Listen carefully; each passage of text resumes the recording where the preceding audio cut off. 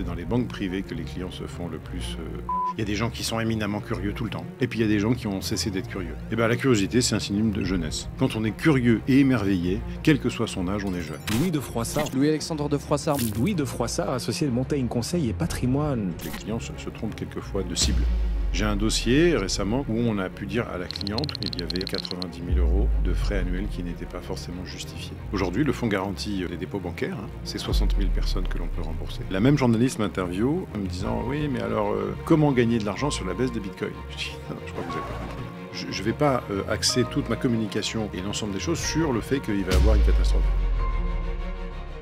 Louis-Alexandre de Froissart est un conseiller en gestion de patrimoine un peu particulier. En plus d'arborer une belle et longue moustache blanche, il est cryptophile et s'intéresse au Web3 comme aucun de ses confrères. Je vois ce continent qui arrive et qui est en train de déferler sur la gestion de patrimoine. C'est assez rare de voir ça, parce que le Web3, les cryptos, la finance décentralisée sont souvent mis en opposition et critiqués par la finance traditionnelle qui les considère comme trop jeunes, trop récents et aussi trop peu réglementés. Pourtant, ce sont des outils formidables pour pallier à la débancarisation, faciliter les transactions et apporter plus de transparence au monde de la finance traditionnelle qui est souvent critiqué pour son opacité. En plus d'être un expert de ces sujets, ce que j'ai adoré chez Louis, c'est sa curiosité infinie. Il est la preuve vivante que ce n'est pas parce qu'on a plus de 50 ans qu'on ne doit pas s'intéresser à ces sujets d'actualité. J'ai donc invité Louis pour comprendre pourquoi est-ce qu'il avait décidé de prendre ce virage du Web3 dans la gestion de patrimoine malgré les critiques associées. On a parlé de la place des cryptoactifs en France aujourd'hui et de leur avenir avec l'évolution de la demande et de la réglementation. Vous découvrirez également dans cet épisode si investir en cryptoactifs est fait pour vous et comment vous lancer intelligemment. Enfin, on a parlé des différentes façons de générer du rendement grâce aux crypto-monnaies et à la finance décentralisée. Bonne écoute.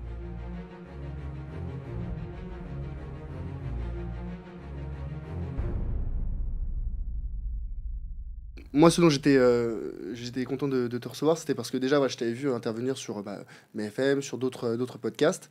Et c'est vrai que la gestion de patrimoine en lien direct avec le Web3, ça a piqué ma curiosité. Ça a piqué ma curiosité autant personnelle que professionnelle. Je ne sais pas si tu connais un petit peu le principe du podcast ou pas du tout. Si. Ok, super. Ça me fait très plaisir. Et donc, pour dire, moi, habituellement, j'invite des experts de l'investissement sur différentes thématiques pour y aborder leur cœur d'expertise, un sujet un petit peu plus précis. La dernière fois que j'ai parlé crypto-monnaie, donc là, c'est le 25e épisode, je crois, c'était dans le 2e épisode. Donc, je parle très peu de Web3, de crypto-monnaie, non pas par manque d'intérêt, bien au contraire, mais parce que je pense que c'est une thématique délicate à aborder quand on cherche à avoir une approche, on va dire, rigoureuse, sérieuse de l'investissement et de la gestion de patrimoine, parce que, à tort, je pense, on associe rapidement le Web3, les cryptos, la DeFi, à la spéculation, les rendements importants, la volatilité.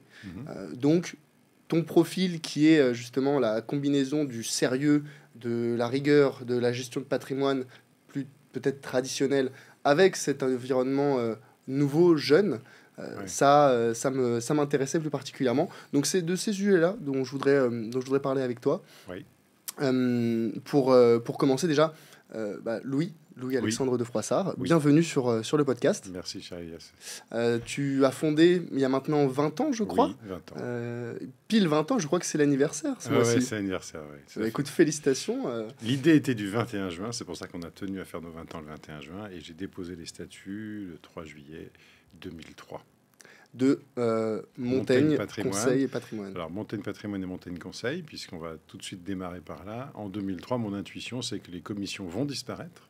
Donc, je crée 2 structures, une structure d'intermédiation et une structure de conseil, en me disant je pourrais toujours pivoter sur l'une ou sur l'autre si jamais il y a la disparition des commissions. Le sujet, j'étais un petit peu précurseur là-dessus. Malheureusement, je n'ai pas eu raison. Donc, heureusement que j'ai gardé 2 structures. Mais effectivement, nous, on a pris un pari plus marqué en 2014 de nous orienter beaucoup plus vers les honoraires de conseil, ce qui fait que je ne verrai pas d'un mauvais œil la disparition des rétro-commissions. Moi, ça ne me poserait pas de souci particulier. Ça, c'est un grand sujet dont j'ai pu parler là.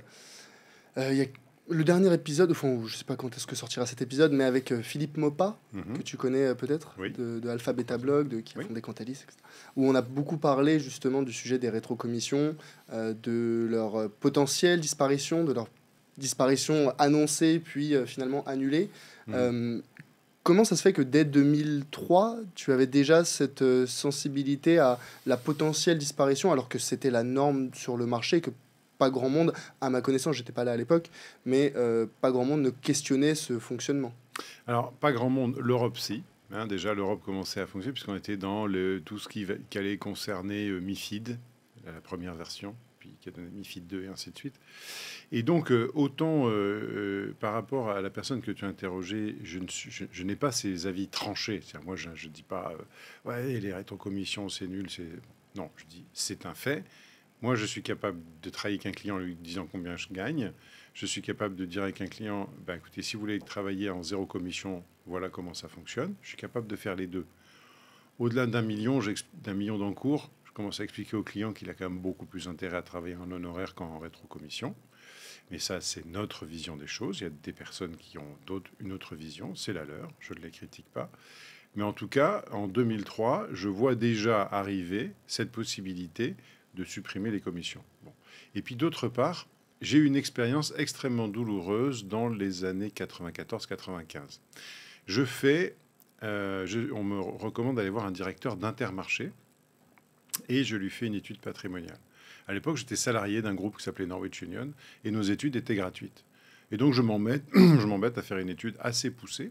Il y avait les problématiques des baux à construction, il y avait tout un tas de choses très intéressantes. J'ai beaucoup appris sur cette étude. Mais je lui remets cette étude en contrepartie de la signature de quoi? De signature d'un produit.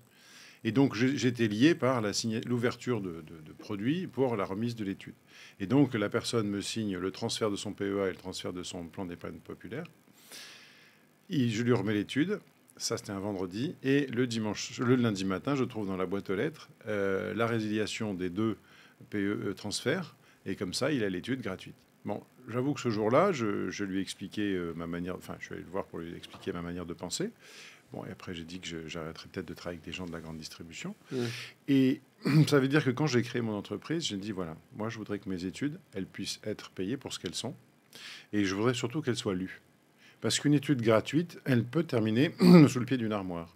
Au moins, une étude payante, la personne, si elle l'a payée, et surtout si elle l'a payée cher, elle va la lire. Et plus elle va la payer cher, plus elle va y accorder d'intérêt. Donc, ça démarrait là, par les études. Je voulais que l'on prête attention à mon travail. Je voulais que ce travail coûte cher pour moi me mettre la pression par la qualité de ce que je rendais. Et d'autre part, que j'ai la qualité d'attention du client. Voilà, je voulais mettre le niveau assez haut, tant pour le client que pour nous. Donc ça, c'est devenu des études. Puis une fois qu'on a rendu une étude, et que cette étude a un plan d'action, la personne commence à me dire, bon, alors maintenant, on va mettre en place le plan d'action. Mais ça serait bien de suivre ce plan d'action, parce que dans ce plan d'action, il y a des choses qui concernent ce que vous vendez, mais il y a des choses qui concernent ce que vous ne vendez pas. Comment vous pouvez m'accompagner là-dessus? Et donc, on accompagne le client dans les aspects principaux, et puis des accessoires qui peuvent être les déclarations fiscales. Je dis bien accessoires pour ne pas me mettre la profession d'avocat à dos. Bien sûr, ouais. Voilà. Et donc, nous avons aussi la compétence juridique appropriée au sein du cabinet. Nous sommes 5 à l'avoir. Et donc, dès le départ, on a commencé sur cette base-là, qui était un niveau d'exigence, un niveau d'excellence. Et on a continué, on l'a même accéléré à partir de 2014, puisque si en 2014, on va dire qu'il y avait 65%, 70% de rétrocommission et 30% d'honoraires, aujourd'hui, l'année dernière, on est quasiment sur un rapport inversé. On est, je crois, à 65% en honoraires et 35%. Voilà, c'était une année un peu exceptionnelle, mais voilà, c'est-à-dire qu'on a quasiment inversé la tendance. Et je pense que de toute façon, définitivement, on est au-delà de 50%. D'honoraires. Ouais. Il y a un vrai changement de paradigme sur ce sujet, autant d'un point de vue institutionnel. On l'a vu, l'Europe récemment a voulu, ou en tout cas, c'est en débat d'interdire les rétrocommissions. C'est pas encore passé. Et il y a toutes les défenses des consommateurs qui disent c'est dans l'intérêt des consommateurs de ne plus avoir des rétrocommissions, mais uniquement des honoraires. Les lobbies derrière disent oui, mais les honoraires va créer un gap, un écart d'accès au conseil pour celles et ceux qui n'auraient pas les moyens de payer la prestation initiale. Donc c'est un débat éternel, je pense. Après, quand on regarde chez nos voisins européens, c'est en place, les honoraires, et c'est rentré dans les mœurs, dans la culture. Peut-être pour celles et ceux qui ne connaissent pas encore très bien la différence, les comment est-ce que vous définiriez les deux modèles de rémunération pour la gestion de patrimoine en France? Alors, il faut savoir que quand ça a été mis en place en Angleterre, les Independent Financial Advisors ont été divisés par 2 ou 3. Donc, c'est pas sans conséquence sur le métier. Donc, une rétrocommission, c'est une commission qui est donnée par un fournisseur de produits. Donc, je prends un exemple. Je vends un contrat d'assurance vie. Je vends une SCPI. Le client souscrit. Et dans le cas du contrat d'assurance vie, s'il y a des frais d'entrée, je perçois une partie des frais d'entrée. Et s'il y a des frais sur encours, et il y en a, je perçois une partie de ces frais sur encours, l'assureur percevant l'autre partie. Et la plupart du temps, c'est une répartition qui est un peu plus au bénéfice de l'assureur et un petit peu moins au bénéfice du CGP. Et les gros CGP arrivent à inverser un petit peu la tendance. Donc, ce qui veut dire sur 100 de frais qui est prélevé au client, on va dire entre 50 et 60 vont à l'assureur et entre 40 et 50 vont au CGP dans la plupart des cas. Si on est sur des honoraires, c'est un petit peu différent. Dans les honoraires, on a la version full pour les plus gros patrimoines, full honoraire. Donc, dans ces cas-là, on passe que sur des produits à frais zéro d'entrée, à très faible frais de gestion, à part institutionnel, à part clean share, ainsi de suite. Où là, on fait la chasse aux frais inutiles. Donc, ça veut dire que, par exemple, un contrat luxembourgeois géré de cette manière-là peut avoir un total de frais avec un mandat de gestion tout compris à 0,85 ou 0,90, quand on a son équivalent en France qui va être entre 2,40 et 2,80. Donc, c'est des différences qui sont quand même monstrueuses sur la performance. Et puis ensuite... Est-ce que c'est justifié derrière par un service, une qualité, une performance supérieure? Je dirais que souvent, on se trompe, les CGP ou les clients se trompent quelquefois de cible. Ce que je vois encore aujourd'hui, malheureusement, c'est que je vois que c'est dans les banques privées que les clients se font le plus... le rapport n'est pas équitable. J'ai un dossier récemment qu'on a récupéré l'année dernière où on a pu dire à la cliente que globalement, il y avait 90 000 euros, enfin depuis 17 ans, il y avait entre 60 et 90 000 euros de frais annuels qui n'étaient pas forcément justifiés. Sur un patrimoine, enfin sur un encours de 17 millions d'euros, on avait une gestion classique et des frais classiques. Voilà. Eh bien, quand on a des parts retail plus un contrat assurance vie avec des frais classiques, on peut se dire que pour un pour un encours de 17 millions d'euros, c'est peut-être un petit peu beaucoup. Voilà. On pourrait peut-être imaginer qu'il y ait des choses un peu plus économes en termes de frais. Voilà. Donc, ça peut expliquer aussi pourquoi un certain nombre de personnes sont réticentes aux ETF. Nous, par exemple, il y a 4 ans, on a lancé un contrat 100%, enfin un PER, un plan d'épargne retraite, il y a 3 ans exactement, un plan d'épargne retraite 100% ETF. Alors, il n'y a pas 100% ETF parce qu'on ne peut pas toujours trouver toutes les classes d'actifs dans l'ETF. Donc, on est entre 75 et 85% d'ETF. Mais typiquement, on ne peut pas donner ça à des clients qui ne vont pas payer un petit quelque chose pour le conseil. Donc, on a créé des forfaits de conseil qui sont très légers, qui vont de 60 à 120 euros par mois, qui donnent accès à un bouquet de services pour compenser le fait qu'un PER dans lequel on va avoir 75 ou 80% d'ETF, c'est souvent une économie, enfin c'est un gain de performance de 1 point pour le client. Le PER est un produit retraite. Si on commence par gagner 1 point par an pendant 20 ans, la performance au terme, c'est pas tout à fait la même. Complètement, ouais. Les intérêts composés, ça marche aussi sur les frais. Donc, vaut mieux payer un certain ticket d'entrée day one pour ne pas supporter des frais de gestion même de 1%, 1,5%. On se rend pas compte, mais 2% de frais annuels sur 30 ans, ça correspond à 50% de frais sur le capital initialement investi. Oui. Donc c'est significatif. Ceci étant, on sait très bien que si on supprime aujourd'hui la possibilité d'avoir des rétrocommissions, on va effectivement faire un service à 2 vitesses, puisqu'il y a des gens qui auront la difficulté d'accéder à un service. Mais là encore, nous, on a essayé de répondre à cette problématique-là de 2 manières. Déjà, en 2014, en 2011, j'ai vendu 40% de mon capital que finalement, avec mes salariés, on a repris en 2014. Et en 2014, quand on reprend la main sur ce capital, on se réunit une journée avec Yannick Roudot autour du thème « Si demain les GAFAM produisent des produits financiers, quelle est notre place ?» Voilà, j'avais un tout petit peu d'avance sur la réflexion, c'est un peu mon défaut, peut-être qu'il faut en avance sur 2 phases. Et donc en 2014, on passe notamment toute l'après-midi sur vraiment ce sujet-là. Mais quand tu dis un produit financier, c'est-à-dire un compte en banque, une monnaie, qu'est-ce que tu entends? Un compte à terme. Comme ce qu'a proposé récemment Apple, par exemple. Apple, oui, mais ce qu'on ne sait pas, c'est que depuis 3 ans, ou 4 ans, Amazon proposait déjà un produit financier dans certains pays basé sur le paiement en avance des fournisseurs de sa place de marché. Voilà, bon, il y avait un truc là-dessus. Donc en fait, on a été un peu en avance de phase là-dessus. On s'est dit, mais quelle est notre place? C'est-à-dire, est-ce qu'un client, donc on a fait des jeux de rôle, on a fait une réflexion, un brainstorming, et dans lequel on s'est rendu compte que la plupart du temps, le client a besoin d'un référentiel et d'un expert. Alors effectivement, de plus en plus, il peut aller chercher ses experts dans des podcasts, dans des sites internet, auprès d'un certain nombre dans le Web 3 aujourd'hui. Il y a de plus en plus de gens qui se sont positionnés dans cette expertise avec plus ou moins d'honnêteté et de succès. Tout le sujet de la gestion du patrimoine lié au Web 3. Et donc, aujourd'hui, on peut dire que les gens ont souvent besoin d'un avis d'un expert. Et ces choses-là, il faut aller les chercher. Donc en France, on a très souvent un problème avec les honoraires. Les gens veulent payer bien les honoraires du médecin, mais pas forcément toujours ceux du garagiste ou ceux du conseil en marketing ou ceux du CGP. Mais n'empêche qu'à un moment donné, ils ont besoin de l'avis d'un expert.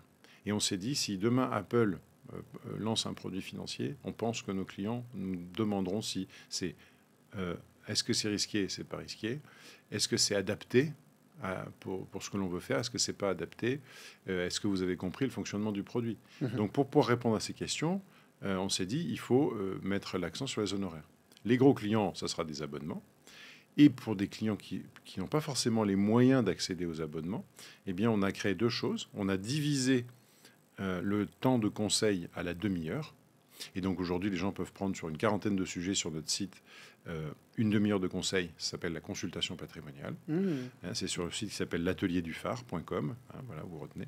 Et donc, vous avez droit à vous avez accès à une demi-heure de conseil et avec soit un enregistrement, soit un résumé. C'est-à-dire que soit vous choisissez un enregistrement vidéo, mais à ce moment-là, vous repartez comme ça, vous pouvez le revisionner. Soit vous demandez un résumé. Et ça, c'est facturé combien? Ça, c'est facturé 120. Okay. 120 euros. Et donc, les 30 minutes. Voilà. Donc, on a descendu le conseil vraiment à ce que l'on pouvait faire. Et pourquoi 30 minutes? Parce qu'on a vu que la plupart des sujets, on pouvait les traiter en 30 minutes. C'est marrant parce que sur LinkedIn, toi qui es assez présent aussi comme moi, il y a maintenant une recrudescence d'offres pour du conseil ponctuel, qu'on appelle un peu les better calls, avec différentes personnes selon l'expertise. Et tous se sont plus ou moins mis d'accord sur la durée de 30 minutes en disant que 30 minutes, c'est une durée idéale pour comprendre le besoin, donner un maximum plutôt de valeur, d'information, sans traîner en longueur. Toi, est-ce que tu confirmes ça d'expérience? Oui. En 2020, le confinement arrive. Et donc, on ne peut pas aller voir nos clients. Donc, on a la chance que notre plan de continuation d'activité marche super bien. Enfin, vraiment, j'ai été le premier surpris. On est confiné le lundi soir, le mardi matin, on a notre première réunion d'équipe. Le Slack fonctionne, tout fonctionne, les serveurs fonctionnent. Notre fournisseur informatique a fait du bon boulot. Et donc, on lance notre première newsletter. Et là, je me dis, bon, comment on peut délivrer... Je ne peux plus aller voir mes clients, comment je peux leur délivrer du conseil. Et on lance la consultation patrimoniale. Voilà. On a des petits problèmes de développement. Mon fils aîné se débrouille pour débugger le site que l'on a. Il met un petit plugin et on fait ça. On bricole. Voilà, on a lancé ça. Ah, mais c'est ça l'entrepreneuriat aussi. Et donc on a et voilà, on a fait notre première consultation patrimoniale comme ça. Voilà, c'est né comme ça en 2020. Aujourd'hui, le site est quand même beaucoup plus joli. On a fait quelque chose qui s'appelle l'atelier du phare, puisqu'il y a accès à la consultation patrimoniale, aux différents forfaits des petits forfaits de conseil où les gens vont payer entre 60 et 120 euros par mois. Et puis, le forfait crypto, le fameux forfait crypto. Ok, très bien. Et donc, justement, parlons-en un petit peu, les crypto-monnaies. Tu es un des rares gestionnaires de patrimoine en France qui, parle du sujet, oui. Et 2, pour resserrer encore un peu plus l'étau, propose des services en lien avec cette classe d'actifs. Déjà, première question, pourquoi tu t'es... Alors j'entends, c'était pour une réflexion par rapport aux produits potentiels que pourraient proposer les GAFAM à l'époque. C'était sûrement un petit peu avant-gardiste, oui. Mais il y avait un fond de vérité. à quel moment tu t'es dit, bon, là, il faut absolument qu'on fasse le switch? Moi, j'aimerais comprendre plusieurs éléments. C'est déjà, qu'est-ce qui a fait que tu t'es dit, au-delà de l'intérêt, je dois proposer une offre en lien avec cette classe d'actifs? Et le revers de la médaille, c'est quelles ont été les réactions de tes confrères, tes employés, tes proches, tes clients? Alors, il y a plein de questions dans une seule question. Mhm. Pour comprendre ça, il faut voir qu'en 2013, je m'intéresse au crowdfunding. En 2014, on propose, moi j'investis même avec mon frère, on investit dans une première opération de crowdfunding. En 2014, je rencontre un peu tous les nouveaux venus sur le sujet.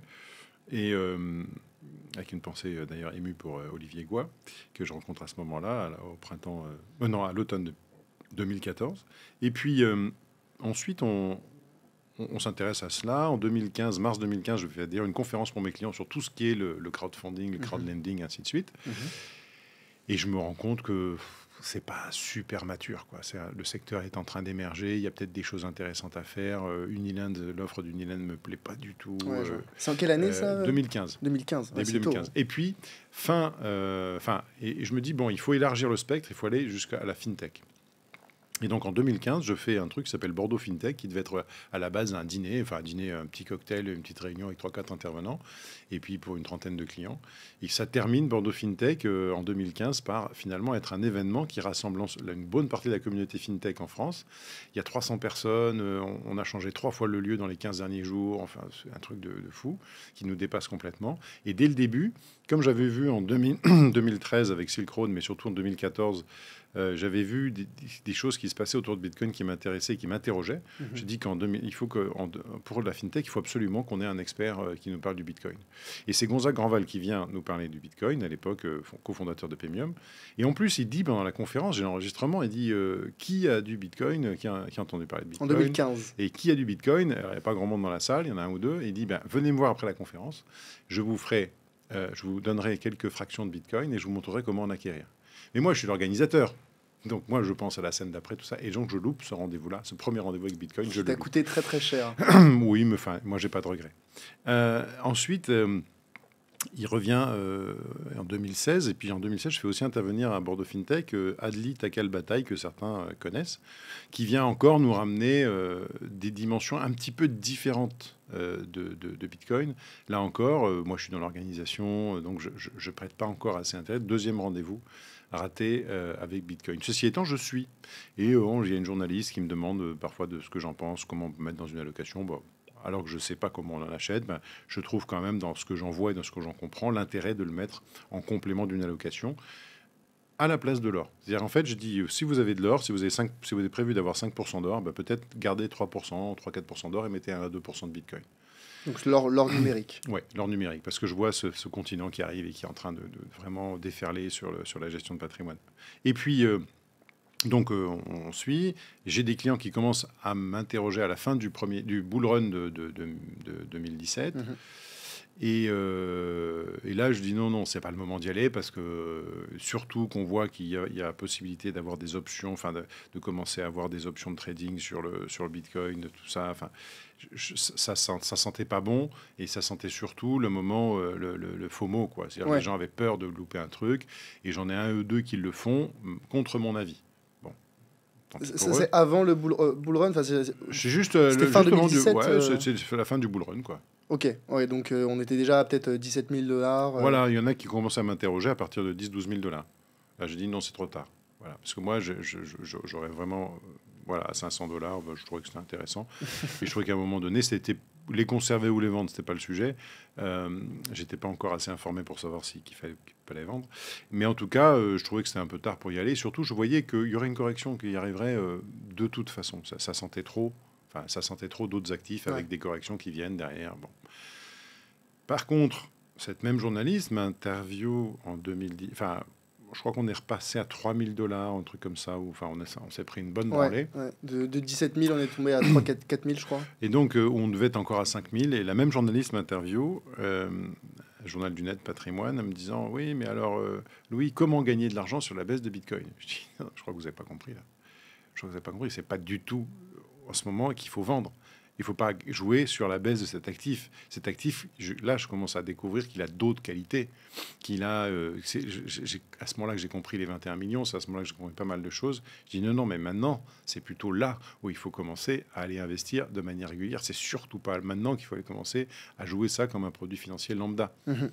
Lambda dans le sens court-termiste, spéculation. Oui, puis voilà, spéculation. Il ne faut pas oublier, Bitcoin, c'est pas un actif spéculatif. Bitcoin, il est comme le riz ou comme le jus d'orange récemment, il est victime de spéculation. Voilà, point. Et donc, à ce moment-là, je commence à changer véritablement mon regard sur Bitcoin et je commence à apprendre. Du coup, en 2019, j'achète mes premières fractions de Bitcoin. Alors, bon, je l'achète sans vraiment savoir, puisque je l'achète avec mon compte Revolut. Mais au moins, déjà, j'ai mis un pied dedans. C'est le plus difficile à faire. Voilà. Et puis, je me dis, bon, ça serait bien qu'on en propose à des clients. Et j'ai 2-3 clients qui sont assez réceptifs et qui voudraient aussi en acheter.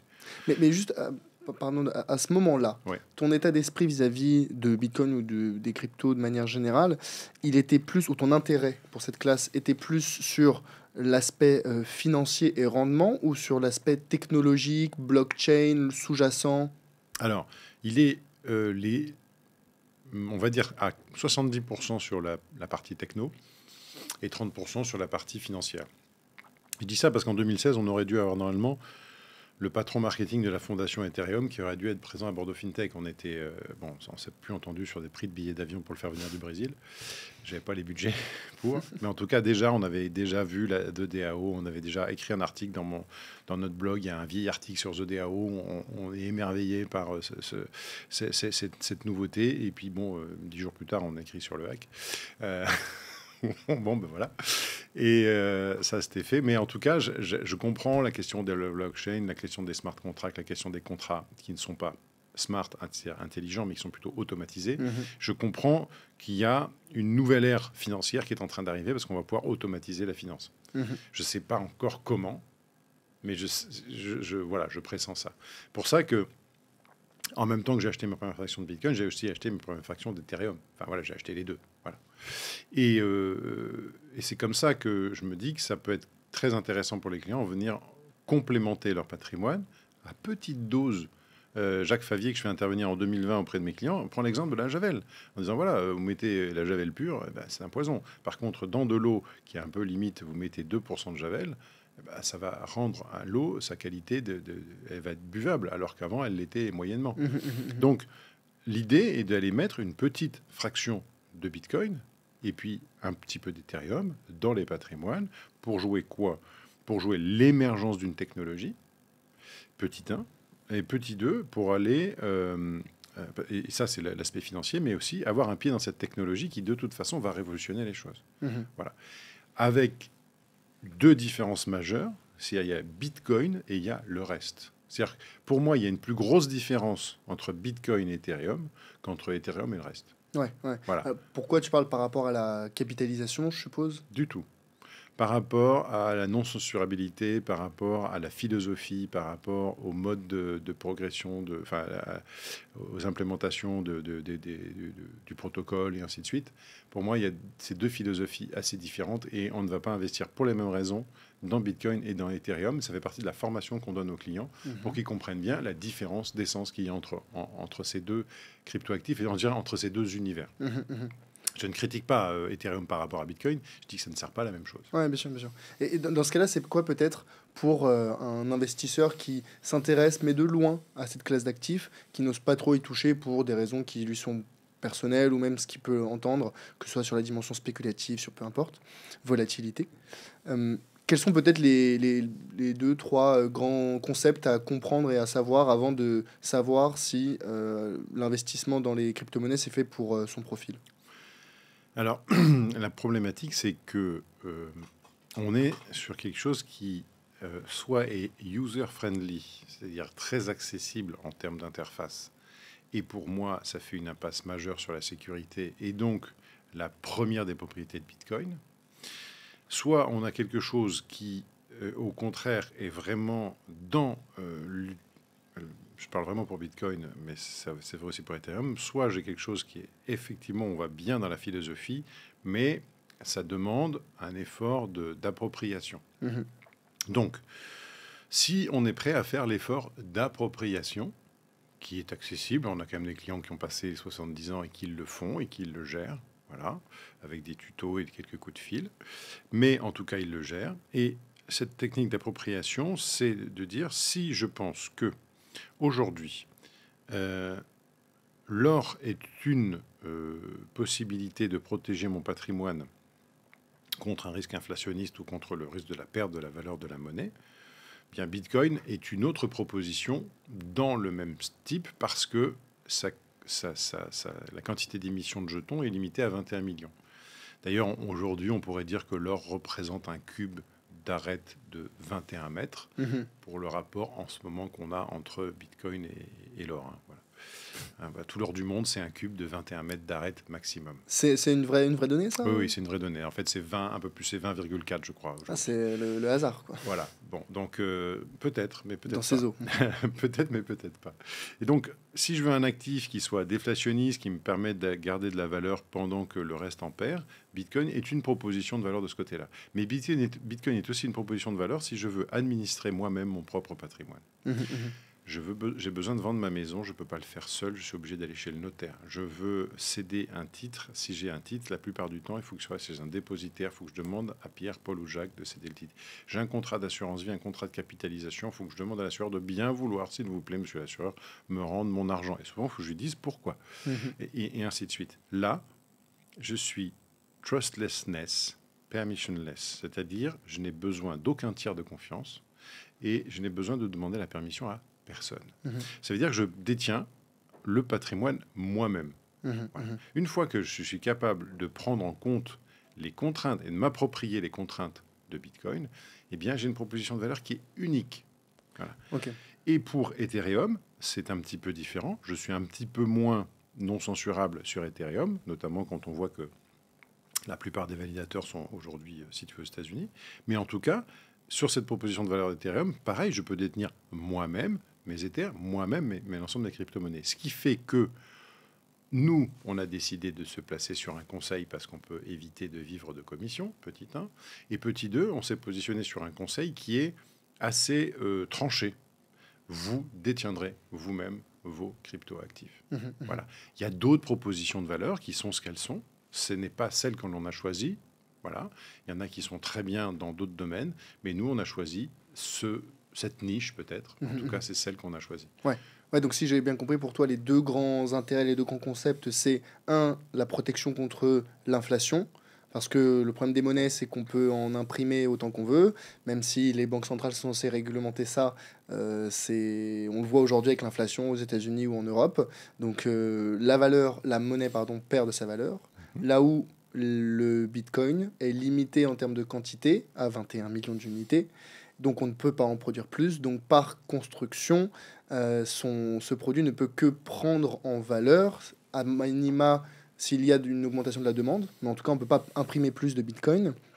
Donc outil de protection contre l'inflation et aussi outil de protection contre la centralisation, finalement. Comme tu l'appelles, permissionless. Donc j'ai besoin de demander la permission à personne pour retirer mon argent, l'investir quelque part, le transférer d'une entité à une autre.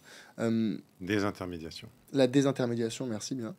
Et dans ce cas-là, parce que pour toi, il y a un vrai sujet, un vrai danger potentiel. Aujourd'hui, on entend par rapport aux institutions qui centralisent nos capitaux, nos liquidités. En France, on le dit, hein, par exemple, les contrats d'assurance vie, c'est assuré à hauteur de 70 000 euros. Mais loi Sapin 2 et un ensemble de facteurs qui font que c'est censé être garanti. Moi, de ce que j'avais entendu, si dans la perspective d'un bank run, donc où tout le monde veut retirer son argent en même temps, on aurait quelques dizaines de milliers d'épargnants qui auraient... Je le calcule tous les ans quand ça sort. L'année dernière, je l'avais calculé. Ça m'a valu un poste que j'ai dû quand même donner mes calculs pour montrer que j'avais raison. Aujourd'hui, le fonds garanti des dépôts bancaires, c'est 60 000 personnes que l'on peut rembourser. Voilà. 60 000 personnes qui ont 100 000. Non, pour les dépôts bancaires. Pour les dépôts bancaires. Voilà, je n'ai pas fait les calculs pour l'assurance, mais ça sera sûrement du même ordre. Je suis prêt à le faire s'il le faut.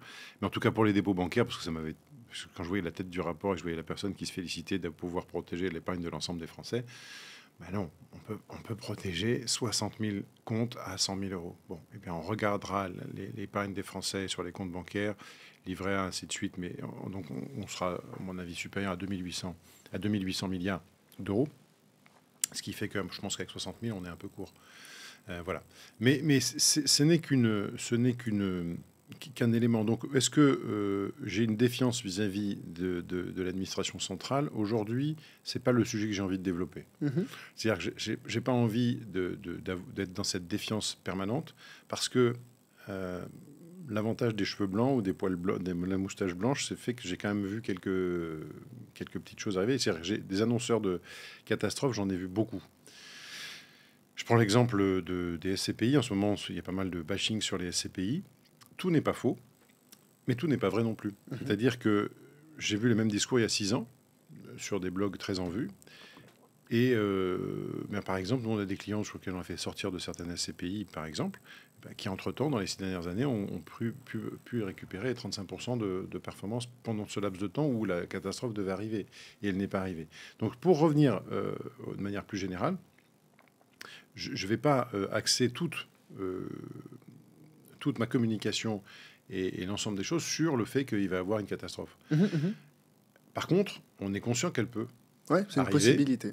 Et donc, par rapport à ça, on va intégrer dans la gestion globale du patrimoine un certain nombre d'actifs qui permettent de répondre à ce cas de figure. Voilà. Donc, effectivement, depuis quelques années, nous avons encouragé nos clients à aller acheter des métaux précieux. Donc, depuis un peu plus d'1 an, on a une offre et quelqu'un qui sait traiter ce genre d'offre. Depuis 3 ans maintenant, on propose des cryptoactifs et on propose depuis maintenant 2 ans un forfait d'accompagnement. Mais pas que cela. C'est-à-dire que aujourd'hui, la désintermédiation, pour moi, est un courant extrêmement fort. Je pense de toute façon que la désintermédiation est en route, d'une manière ou d'une autre, qu'elle se passe avec le Web3 ou pas avec le Web3, cette désintermédiation, parce qu'on en revient au niveau des commissions, il y a des excès. Il y a des excès qui sont produits non pas par les conseillers en gestion de patrimoine, mais par le secteur financier. Aujourd'hui, la financiarisation du monde atteint des niveaux incroyables. Qu'est-ce qu'elle a produit de positif? Moi, ce que je vois, je rejoindrai Jacques Delarosière, qui a été un sage que je vous recommande d'écouter. La croissance de ces 40 dernières années s'est faite avec de la dette, dans l'intérêt de l'augmentation du secteur financier. Mais est-ce que vraiment elle s'est fait dans l'intérêt des populations? Aujourd'hui, j'ai comme un doute. Et quand on voit qu'au niveau mondial, on a 400 000 milliards de dollars de dettes cumulées, on me dit comment on va résoudre ce problème-là. Voilà. Donc, pour revenir à notre sujet, la désintermédiation financière, quelque chose qui fait peur aux banques, et pourtant, ça peut être bon pour les populations, il me semble. Et d'autre part, le pire n'est jamais sûr, mais enfin, si on a une petite partie des choses qui est prévue pour que si ça se passe mal, ça au moins ça résiste, pourquoi pas. Ouais. Donc ça devient pertinent en termes de protection du capital, à partir d'un certain patrimoine. Soyons d'accord, si on a sur ces comptes tout confondu 20 000 euros, là-dessus, il y a peut-être moins de risques. Alors certes, ça représente, j'ai envie de dire, peut-être 100% de notre patrimoine. Donc après, la proportion n'est pas forcément à regarder en valeur absolue. Mais c'est moins pertinent peut-être pour des patrimoines plus restreints. L'avantage qu'on a, c'est que Bitcoin est accessible pour des petites fractions. Pourquoi il y a une telle adoption aujourd'hui de Lightning ou de Bitcoin dans des pays dits pauvres ou avec des problèmes monétaires? C'est parce que c'est accessible avec toute petite fraction. Donc, quelqu'un qui a 20 000 euros de patrimoine et c'est tout compris, qu'il ait 1 000 euros de Bitcoin, pour moi, c'est pas idiot. Ouais. Est-ce que, alors là, ça sort un petit peu du sujet de l'investissement, mais j'avais vu que, notamment dans les pays en développement, l'accès au Web3, ou en tout cas aux crypto-monnaies, permettrait de sauter finalement l'étape de bancarisation pour énormément de pays. Qu'est-ce que vous en pensez? Alors, en fait, qu'est-ce que tu en penses? Ce que j'en pense, c'est qu'en 2019, lors de la dernière intervention qu'on a fait, en 2019, Bordeaux FinTech s'appelait FinTech Summit, et Bradley Leimer, qui était un Californien spécialiste de tout ce qui était FinTech, nous expliquait que pendant les 5 années précédentes, les FinTech avaient bancarisé 5 fois ou 6 fois plus de population que les banques classiques. Dans quelle région? Dans les régions défavorisées, donc on a eu tout ce qui était l'Inde, les pays africains, l'Amérique du Sud, ainsi de suite. Et c'était je ne veux pas dire de bêtises, je ne dirai pas le montant, mais c'était assez impressionnant. Et pour moi, la blockchain, Bitcoin et la blockchain, mais plutôt Bitcoin, c'est l'étape d'après qui, justement, permet d'éviter toute la problématique de la bancarisation avec toute la corruption. Parce que quand on entend nos amis africains de différents pays nous parler de la corruption bancaire dans leur pays, effectivement, on se dit, si on pouvait éviter ce genre de problème, ça serait mieux. Voilà. Et donc, oui, je trouve que c'est quelque chose qui s'adresse à tous les pays qui ont des soucis monétaires. Et ce qui serait assez amusant, en quelque sorte, ce serait que tous ces pays dans lesquels les populations ont pu, pendant le marché baissier, acquérir des petites fractions de Bitcoin et que on ait demain une belle progression suite au halving, on a une belle progression de Bitcoin, on aurait une redistribution très amusante des richesses entre le nord et le sud. Et moi, quelque part, ça m'irait bien. Ok, ouais. Halving, peut-être pour ceux qui ne connaissent pas. Donc, un halving, c'est un événement qui a lieu globalement tous les 4 ans, en fait tous les 10 000 blocs. Et ce halving, il est le moment où les mineurs, donc les validateurs de la blockchain Bitcoin, voient leur rémunération par bloc divisée par 2. Ce qui veut dire quand j'étais celui qui remportait l'enchère, celui qui avait calculé, qui avait le calcul le meilleur pour le bloc, qui avait validé le bloc, eh bien, il avait les frais de transaction plus une récompense. Cette récompense, au début, elle était de 50 bitcoins, puis elle est passée à 25, puis 12,5, puis aujourd'hui 6,25, et en mai 2024, aux alentours de mai 2024, eh bien, elle va être divisée par 2. C'est souvent le début d'un marché haussier, pour des raisons, moi j'en identifie 2. La première, c'est que c'est la confirmation que la programmation de la blockchain Bitcoin est bien efficiente. Tous les 10 000 blocs, automatiquement, la division par 2. Donc, c'est dire, en fait, finalement, ce programme informatique qui n'a connu que 2 pannes dans son existence et qui n'en a connu aucune depuis 2014 est toujours aussi efficient. Donc, il a de la valeur. D'où ça venait je connaissais pas les pannes qu'il y avait eu sur le réseau. Il y a eu, la disponibilité du réseau Bitcoin, c'est 99,99. Et il y en a eu une en 2008, une en 2014, mais qui ont été brèves et qui ont été résolues. Et depuis 2014, il y a eu 0 indisponibilité de la blockchain. Ce qui ferait rêver tous les DSI. Serveurs informatiques de n'importe quelle institution. Voilà. Et donc ça, c'est pour moi, il y a cette... Ça rentre, ces aspects de psychologie peuvent rentrer. Et puis après, il y a le fait que, effectivement, on a une raréfaction de la ressource. Et donc, parfois, certaines personnes ont besoin de se rendre compte de l'événement. Il y a des gens qui anticipent. Moi, je fais partie de ceux qui anticipent. Puis, il y a des gens qui constatent. Disent, ah oui, mais effectivement, ça s'est passé. Donc, si c'est passé, ça entraîne des conséquences. Donc, il faut que je me positionne sur les conséquences. Voilà. C'est mon analyse. Elle vaut ce qu'elle vaut. Ouais. Non, mais donc pour toi, le halving, ça pourrait entraîner, ou historiquement, ça a entraîné un marché haussier pour Bitcoin et pour le marché des cryptos en général. Rien n'est sûr. Jusqu'à maintenant, 3 fois, ça l'a fait. Est-ce que ça le fera une 4e fois? Peut-être. Est-ce que ça sera aussi puissant? Peut-être pas. Mais en tout cas, je trouve qu'il y a des raisons pour lesquelles ça le fait. Et ce que l'on voit aujourd'hui dans le positionnement d'un certain nombre d'investisseurs sur Bitcoin aurait tendance à confirmer cela. On verra. En tout cas, si on va sur Bitcoin, on peut jouer du court terme. Ça, voilà. Nous, on ne fait pas de spéculation parce que... Enfin, on ne fait pas de spéculation. On ne veut pas jouer uniquement, faire ce qu'on appelle, ce que Aristote appelait la crématistique, c'est-à-dire faire de l'argent pour l'argent. Pour moi, faire de l'argent pour l'argent n'est pas utile pour le bien commun. Et Bitcoin, pour moi, est un commun. C'est un actif qui est accessible à tout le monde, qu'on soit blanc, noir, rouge, qu'on soit petit, grand, malade, en bonne santé, qu'on soit un homme, une femme, un enfant, un adolescent, qu'on soit pauvre, qu'on soit riche. On peut acheter à partir de 10 euros aujourd'hui. Voilà. Et donc, pour moi, c'est un commun. Et donc, pour revenir sur cette problématique-là, pour moi, Bitcoin est un placement d'épargne. Et un placement d'épargne moyen, long terme. Voilà. Et c'est un élément spéculare. Anticiper, c'est spéculare.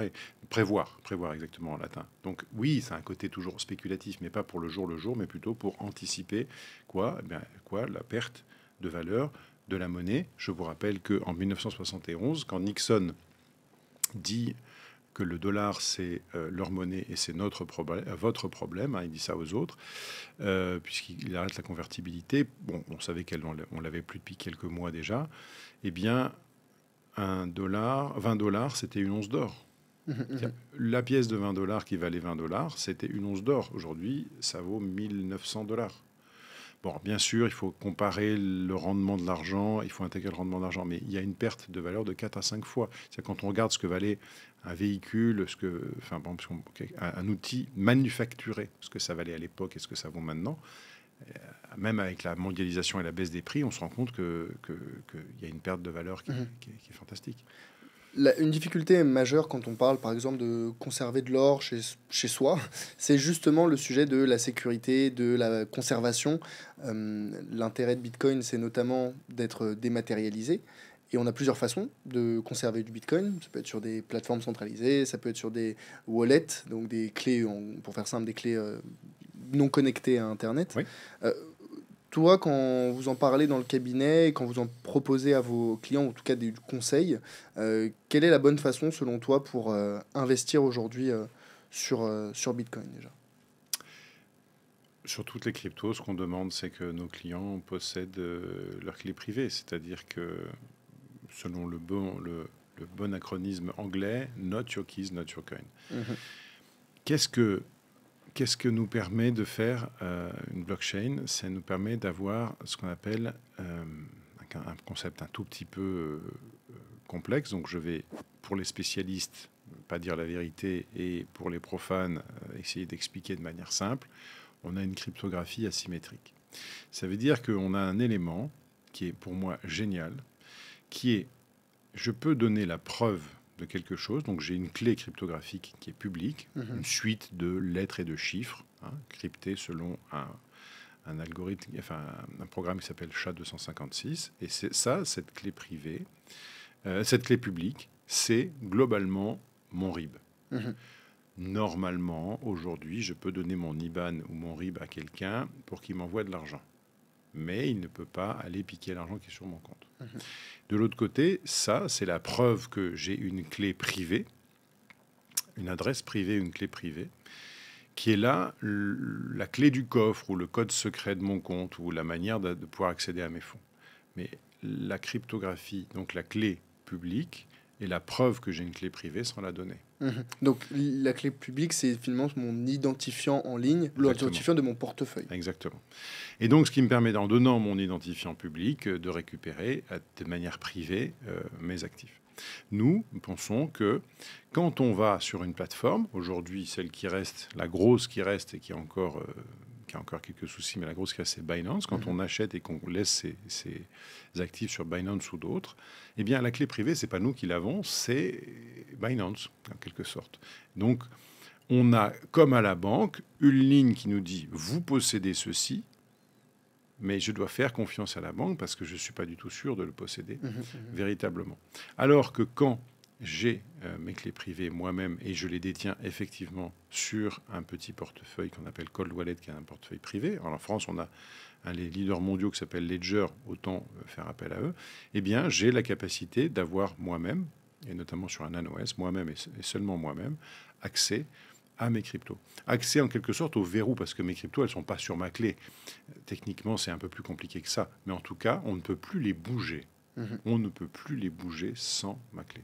C'est pour cela qu'il faut apprendre, et l'appropriation dont je parlais tout à l'heure, il faut apprendre des nouvelles choses pour être capable de retrouver ces cryptos quand on en a besoin. Donc là, ça fait partie de la formation. Oui, donc pour résumer, on peut acheter, parce que pour acheter, il faut bien acheter un endroit. Oui. C'est généralement en ligne, sur des plateformes qu'on appelle des exchanges. Et sur ces plateformes, on peut soit laisser les cryptos qu'on a achetés sur la plateforme en question, exemple Binance, qui est chinois pour rappeler, ou on peut sortir les crypto-monnaies de la plateforme pour les mettre, soit il y a des portefeuilles personnels en ligne, soit des portefeuilles personnels qu'on appelle cold, froid en français, parce qu'ils ne sont tout simplement pas connectés à Internet. Voilà, on a des acteurs français, on peut aller acheter ces cryptos chez Paymium ou chez d'autres, par exemple. Et effectivement, après, on les transfère on les bloque avec sa clé privée. Et on a des systèmes, nous on essaie d'automatiser tout ça. Vous avez un acteur français qui est basé à Biarritz, Stackinsat, et bien lui, quand vous achetez les choses, et bien directement c'est sécurisé par votre clé privée. Bon, nous aujourd'hui, on a fait en sorte que quand nos clients vont acheter de l'Ether, du Matic, parce qu'ils veulent s'amuser diversifier un petit peu sur des blockchains d'infrastructure en plus de Bitcoin, ça se passe de la même manière. Le virement arrive par exemple lundi matin. Moi, typiquement personnellement, le lundi matin, j'ai ma société qui achète pour 200 € de Bitcoin. J'ai un accusé de réception de la plateforme qui récupère les cryptos, et j'ai un message en suivant qui dit voilà, on a envoyé sur votre adresse la somme correspondant au Bitcoin que vous avez acheté, tout simplement. Ah, donc on peut faire des virements vers un cold wallet. Alors on fait un virement vers un exchange, et l'exchange livre sur le cold wallet. Ah, d'accord, ok. Je pensais qu'on avait besoin de brancher sa clé directement. Et ensuite, oui, normalement on fait ça, mais on peut aussi l'automatiser. Ça a été le but de l'automatiser, ou de travailler avec des gens qui savaient l'automatiser. Donc nous, on a fait en sorte que ça soit automatisé pour le client, pour que le client se concentre sur des tâches à plus forte valeur ajoutée. Ouais, très clairement. Oui, parce que le but, c'est pas d'y passer non plus ses journées.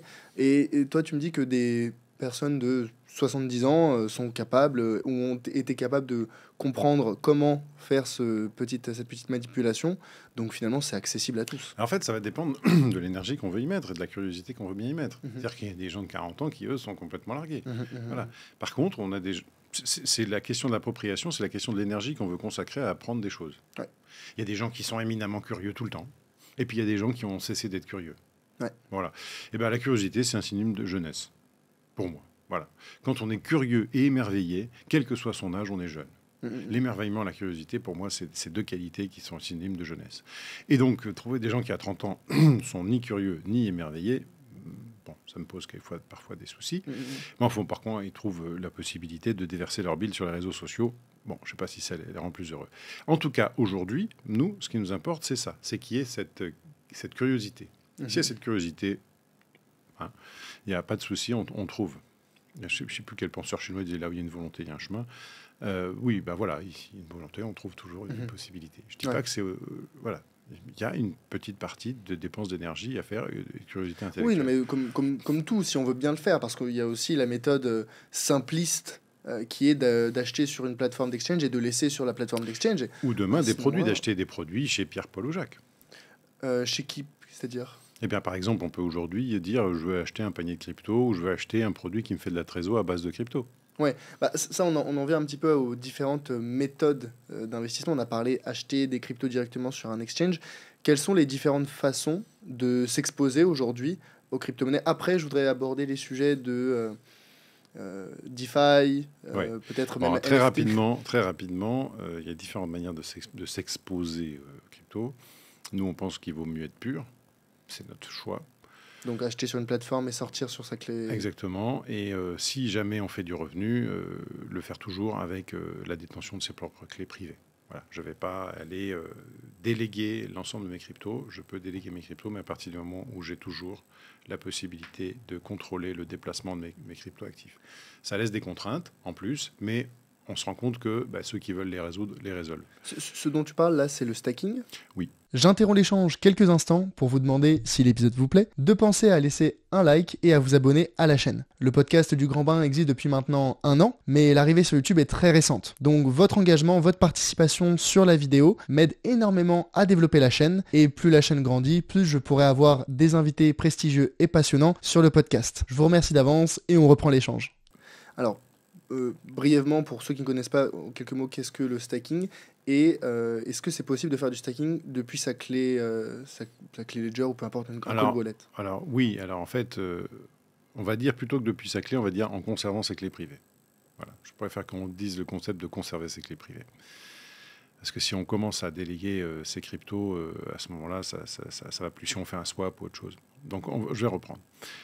Qu'est-ce que le stacking ? Le stacking, en fait, ce sont des revenus passifs, d'où petite problématique qu'on aura avec le fisc français tôt ou tard. Enfin, en tout cas, on a en ce moment une définition et j'espère qu'on arrivera à les résoudre comme il faut. Mais des revenus passifs qui sont des revenus de validation de transactions sur une blockchain qui est à preuve d'enjeu et non pas à preuve de travail.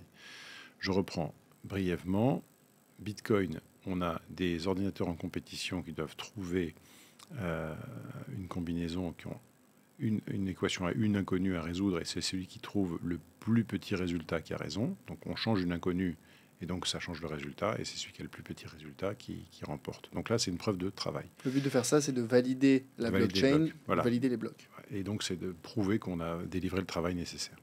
De l'autre côté, on a une preuve d'enjeu. Je prends mes jetons, comme si vous étiez au casino, en disant voilà, je suis le garant que tout ce qui va se passer autour de cette table se passe correctement. Et pour cela, eh bien, je prendrai à chaque fois qu'il y a une mise, eh bien, je prendrai une fraction de la mise. Par contre, moi, comme je suis garant que tout ce qui va se passer sur cette table de jeu sera correct, honnête et il n'y aura pas de tricherie, je mets une caution en jeu. Sur Ethereum, c'est 32 Ethers. Voilà. Et donc, je regarde tout ce qui se passe sur la table de jeu. Chaque fois qu'il y a des transactions, je prends des petites fractions des mises. Et je suis le garant qui dit, voilà, finalement, sur cette table de jeu, ce soir, eh bien, il n'y a aucune fraude. Malhonnêteté. Aucune fraude qui s'est produite. Si jamais il y avait une fraude qui s'est produite, eh bien, à ce moment-là, automatiquement, le système le voit. Et à ce moment-là, je peux perdre tout ou partie de mon enjeu.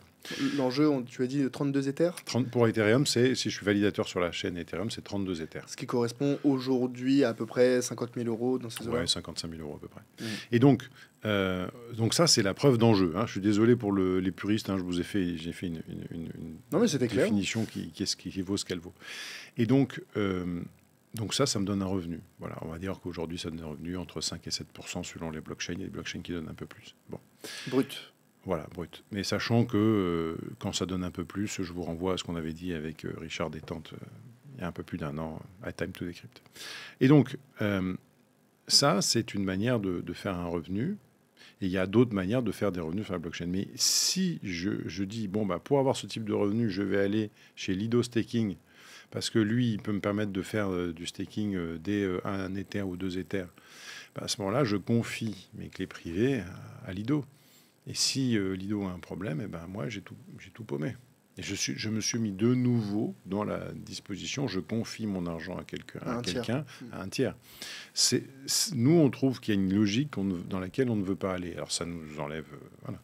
Donc, juste avant de revenir sur la DeFi, il y a différentes manières de s'exposer. Il y a des ETF qui ne sont pas pour l'instant directement basés sur Bitcoin, mais basés sur des choses qui permettent de reproduire Bitcoin. Des produits dérivés.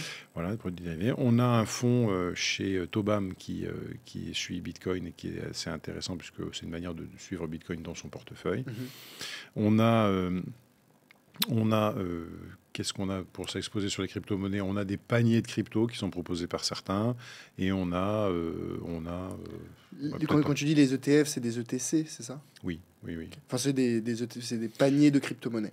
Je pense à Millennium Capital, par exemple, c'est un ETF parce que lui, il a pris un certain nombre d'entreprises qui sont dont le cours de bourse est très corrélé à Bitcoin et les a mis dans un ETF. Et il y a très forte corrélation. Il y a une bonne corrélation. Très forte corrélation. Ok. Voilà. Et voilà. Maintenant, je vais revenir un peu sur la DeFi, donc la finance décentralisée. Donc, on revient à cette question de décentralisation. Alors, je vais mettre un petit disclaimer. Je ne vais pas me faire que des amis, mais je suis désolé, c'est temporaire.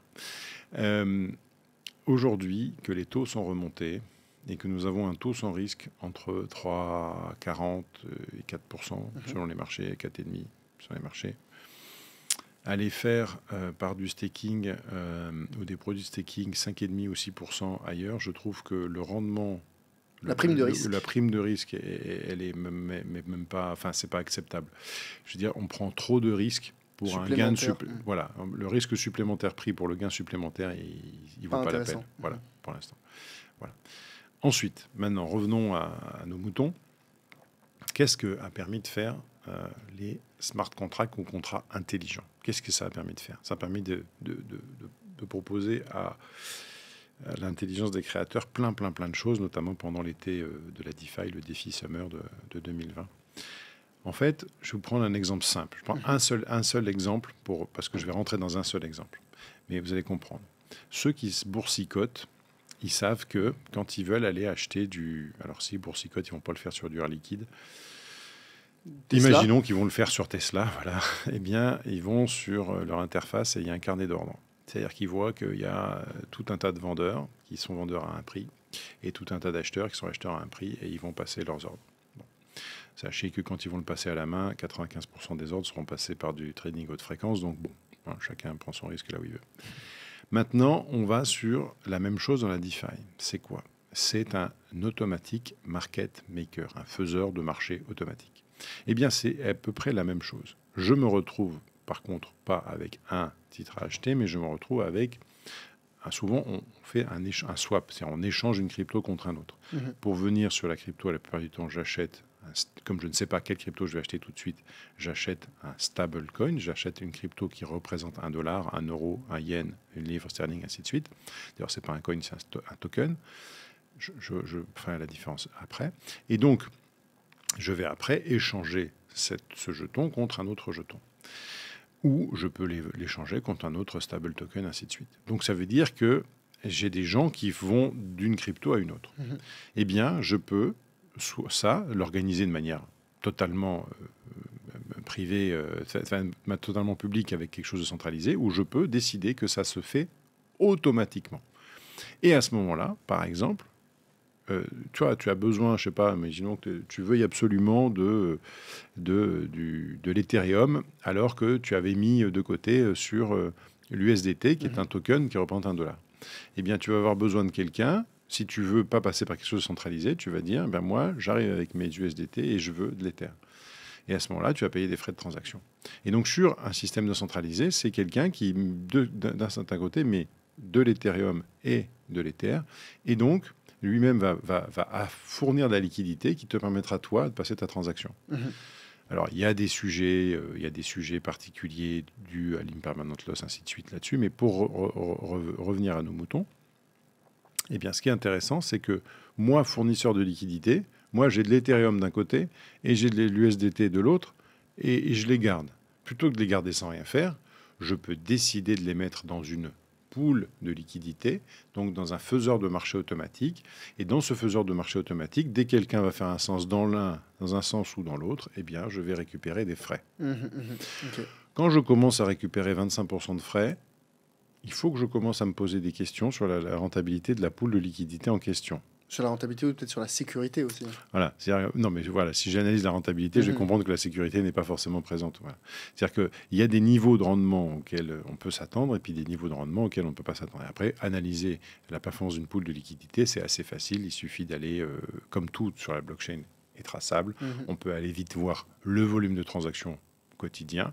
Dans ce volume de transactions quotidien, on voit les frais qui sont pris sur chaque transaction. Donc, les frais quotidiens, on voit le volume de la pool. Et si on commence à diviser, on va avoir un rendement quotidien. On multiplie par 365 et on voit si ça correspond ou pas. Okay. C'est assez facile d'aller voir s'il y a un sujet. Bon, globalement, si vous allez sur une plateforme de finance décentralisée, une plateforme DeFi, et que vous voyez des rendements à 60% et que le volume total de la pool de liquidité, c'est $25 000, là, vous voyez que vous n'alliez pas. Par contre, si vous avez un rendement de 7% et que votre pool de liquidité fait à une taille de 35 millions de dollars, là, vous pouvez peut-être vous dire « Ah, peut-être que là, j'ai plus de sécurité dans la seconde que dans la première. » J'allais te demander les ordres de grandeur sur le rendement qu'on peut attendre d'une plateforme de DeFi. Donc, tu me dis c'est aux alentours de 7%. On peut aller, voilà, après ça dépend, parce que quand c'est très très demandé, qu'il y a énormément quand il y a peu de gens qui vont sur l'offre et la demande, il y a des moments où c'est à pleurer. Et puis il y a des moments, oui, où moi de toute façon je n'irai pas si j'ai pas des rendements qui sont entre 6 et 8. Mais à partir du moment où je les comprends. Mais surtout, je regarderai le volume de la pool de liquidité. Moi, je ne vais jamais dans une pool de liquidité qui serait pas à plusieurs millions de dollars suivant là où je vais. Toujours pareil. Donc plusieurs millions de volume d'échange. Oui. Pourquoi ? Parce que, alors bien sûr, moi je ne place pas 1 million. Mais si j'avais 1 million à placer, j'irais sur une pool qui fait plus de 100 millions. Bien sûr. Toujours pareil, c'est une question de proportion. Mais n'allez pas sur une pool qui fait quelques dizaines de milliers de dollars ou même quelques centaines de milliers de dollars, surtout si elle est arrivée à l'avant-veille. Ouais. Et surtout si soi-même, on va y rajouter 50% de liquidité. Voilà. Du coup, on devient... Laissez ça aux pros. Ils feront leurs bêtises de leur côté, mais vous ne faites pas ça. Ouais, donc finalement, là, si j'ai bien compris, les 3 façons de faire du du rendement, d'obtenir un Après, il y a rendement. d'autres choses. Il y a aussi, on peut prêter, on peut emprunter. Oui. Il y a le prêt, Ok. l'emprunt, il y a la loterie, il y a l'assurance. Il y a tout un tas de choses. On peut faire plein de choses. Sur Ok. DeFi. Peut-être les trois grandes familles on va Oui. dire, revenus que j'ai Oui. compris, Oui. c'est peut-être la base, ça serait la spéculation, acheter à un certain prix, revendre à un autre. Bon, Oui. ça, c'est une première façon. La seconde façon, c'est le stacking, Oui. où on va prêter son argent pour valider, ou en tout cas verrouiller son argent pour permettre la validation de transactions sur une certaine blockchain. On devient acteur d'un écosystème. Moi, Mhm. c'est comme ça que j'explique aux clients, c'est que vous êtes acteur d'un écosystème. Au lieu d'être consommateur, votre rendement, vous allez vous le faire vous-même. Pourquoi ? Parce que vous allez devenir acteur d'un écosystème décentralisé. Donc ça, c'est le stacking. On devient acteur, on verrouille nos crypto-monnaies pour valider les transactions. Ouais. Et on a la DeFi, où là, on va verrouiller encore une fois ses crypto-monnaies sur une plateforme, dans une pool, un ensemble d'autres crypto-monnaies pour finalement faire un peu market maker, donc faciliter les transactions Oui. entre. On peut prêter, on peut emprunter, on peut faire des boucles. C'était très, très rigolo. D'ailleurs, quand j'ai fait ma formation chez Alira, on faisait des boucles. Mais par contre, quand vous faites une boucle un petit peu complexe, il faut bien noter à chaque fois dans quel sens vous le faites, parce qu'après, il faut la défaire, la boucle. Et alors, quand vous avez un enchaînement de 7 ou 8 opérations, bon courage si vous ne l'avez pas noté. Ah, parce que ça, comment ça se passe concrètement? Moi, je fais pas de DeFi. Je me connecte sur ma plateforme. Déjà, est-ce que toi, tu as des recommandations de plateformes qui sont sérieuses, solides? Non, on peut pas être. Enfin, moi, je fais des choses pour moi que je ne vais pas forcément conseiller à mes clients. Ok. Il y a des gens qui font ça bien. Vous avez plein de vidéos sur YouTube. Allez-y. Moi, je ne prendrai pas ce risque. Déjà, nous, on a assez de boulot à ce que les gens s'approprient l'acquisition de crypto. Ouais. Après, on a des gens qui ont fait des nœuds Ether parce qu'on on préférait que carrément ils fassent un nœud Ether et ainsi de suite. Ouais. Donc, aujourd'hui, on est Corporate Baker. On est le 11 ? On est le 11. Voilà. Voilà. Première annonce officielle, nous sommes le 11 juillet. Montaigne Conseil et Corporate Baker sur Tezos. Voilà, ça veut dire que nous, aujourd'hui, on est validateur sur Tezos et on peut accepter qu'on nous délègue des cryptos. Et quand les gens nous délèguent des cryptos pour valider avec nous, eh bien, il faut savoir qu'ils gardent leurs clés privées. Demain, on sera sûrement validateur sur Ternoa. Voilà, je n'annonce pas trop je dis pas trop de bêtises.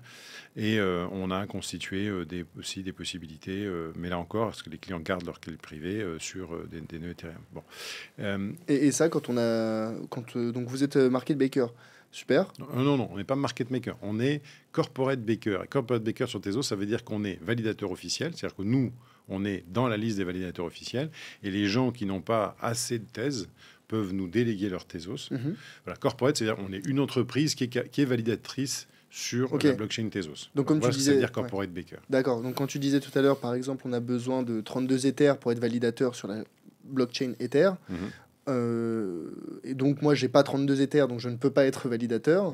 Là pour la blockchain Tezos, je peux aller vous voir, monter une conseil et dire j'ai X Tezos et faites de la validation pour moi. C'est-à-dire qu'en fait nous on a mis le nombre de thèses suffisant pour pouvoir être visible et les gens, on a des frais, on va donc rétrocéder l'intégralité des frais que l'on perçoit, moins une commission, qui sera de l'ordre de à peu près 8%. Et donc, les gens qui vont nous déléguer leur crypto pourront le faire en récupérant 92% de la rémunération de la blockchain Tezos. Qui est de l'ordre de ? On est sur des ordres de 6% à peu près, 6-7%. D'accord, voilà. Ok. Et en termes de liquidité ? C'est hyper liquide. Ouais. C'est hyper liquide. Il y a assez de volume sur Tezos. C'est une blockchain intéressante, pas forcément toujours très connue.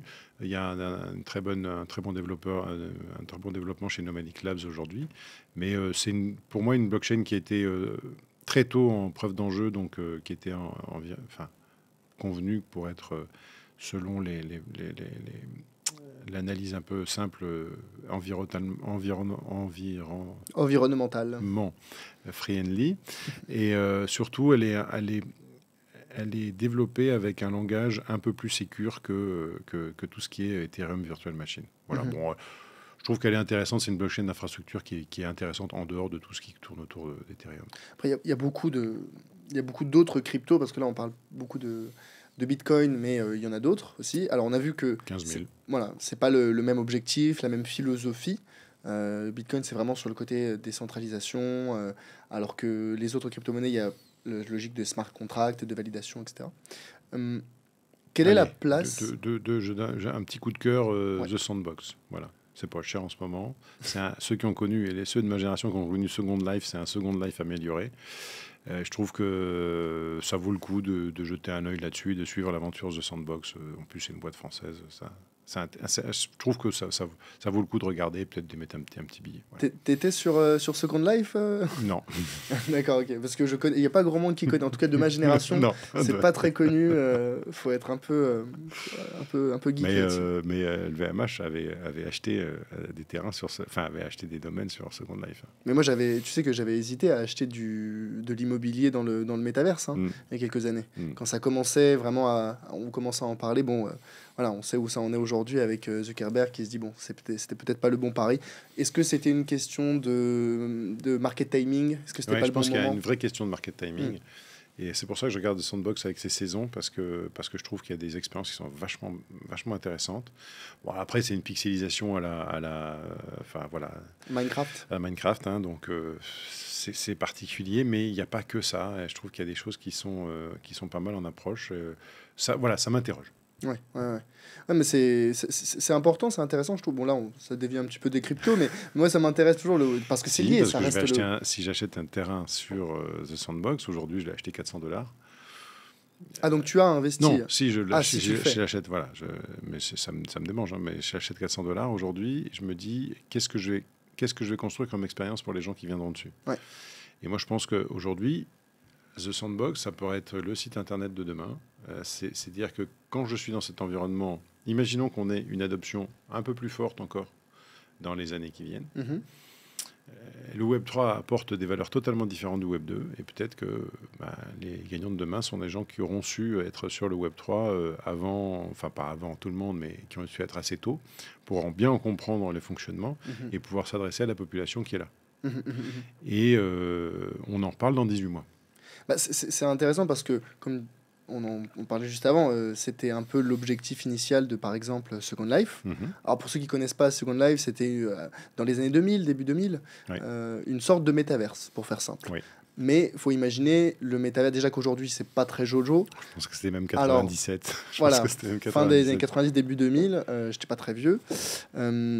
Et c'était avec les moyens technologiques de l'époque. Ouais. Donc, Internet, c'était avec le 512K.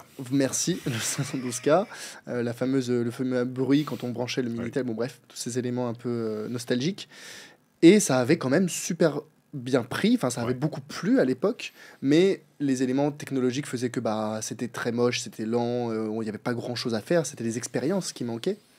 Le métaverse de Zuckerberg, depuis 2020, avait pour objectif d'un petit peu profiter des nouvelles technologies, d'Internet plus rapide, de graphisme un petit peu meilleur. Mais on voit que ça a toujours pas parce que c'est pas Elon Musk qui l'a lancé, c'est tout. Enfin, aujourd'hui, je pense que Zuckerberg, il a lancé un très mauvais moment, il a une très mauvaise pub, il a eu tout un tas d'affaires de fuite de données.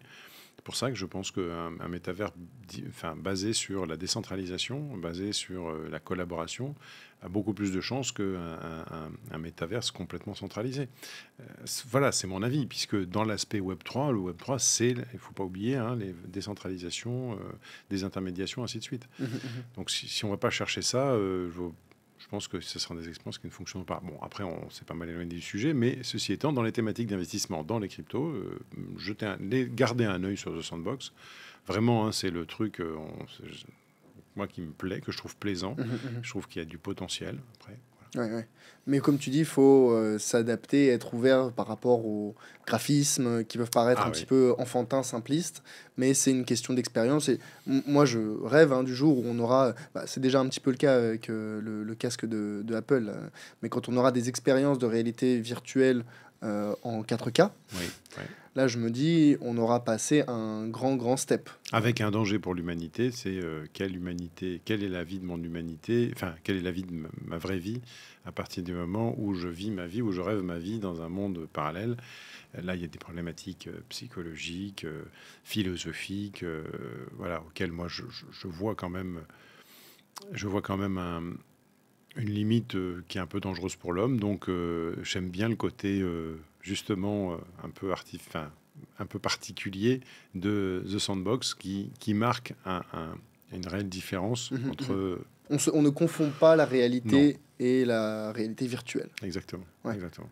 Ouais, parce que tu vois, c'est marrant, on n'a pas la même expérience, le même retour, mais quand on regarde aujourd'hui, les gens disent tout le monde sur son téléphone, dans les transports en commun, les gens ne lèvent pas la tête.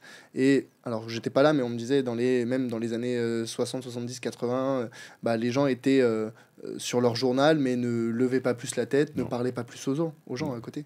Non. Alors après, dans les milieux ouvriers, on lisait moins qu'aujourd'hui, on regarde le smartphone. Mais non, ce sont des sujets sur lesquels on veut dire quand même que le repli sur soi est quand même une notion qui n'a pas entendu Internet pour émerger. Pour moi, il y a d'autres problématiques qui expliquent cela. Mais par contre, pour en revenir à nos investissements, il faut savoir qu'il y a des modes, il y a des hivers et des étés. On a parlé de l'été DeFi, qui a eu lieu, mais on ne parle pas de l'hiver de l'intelligence artificielle. Moi, j'ai parlé aussi d'intelligence artificielle pendant quelques années, et je me suis rendu compte que c'était complètement mort, on n'en parlait plus. Et puis tout d'un coup, paf, là, depuis quelques mois, on est de nouveau dans une bulle, un buzz qui tourne autour de l'IA. Est-ce que c'est aujourd'hui qu'il faut aller investir sur les marchands de cartes graphiques ? Je peux me tromper, mais c'est pas forcément mon choix. Donc, pour tout cela, et y compris pour tout ce qui est DeFi et pour tout ce qui est la crypto, et puis j'aimerais dézoomer par rapport à l'ensemble du patrimoine, eh bien, ce sont des éléments qui permettent de se positionner par rapport à l'émergence d'une technologie. Et je me dis, mes clients en 2000, ils auraient apprécié qu'on aille chercher entre 99 et 2000 quelques pépites qui allaient donner de très bons résultats sur les années qui suivent, tout simplement. Là, la différence qu'on a, c'est qu'on a la possibilité d'aller le faire. Je prends le même parallèle. En 99, nous avions 99% des projets qui étaient...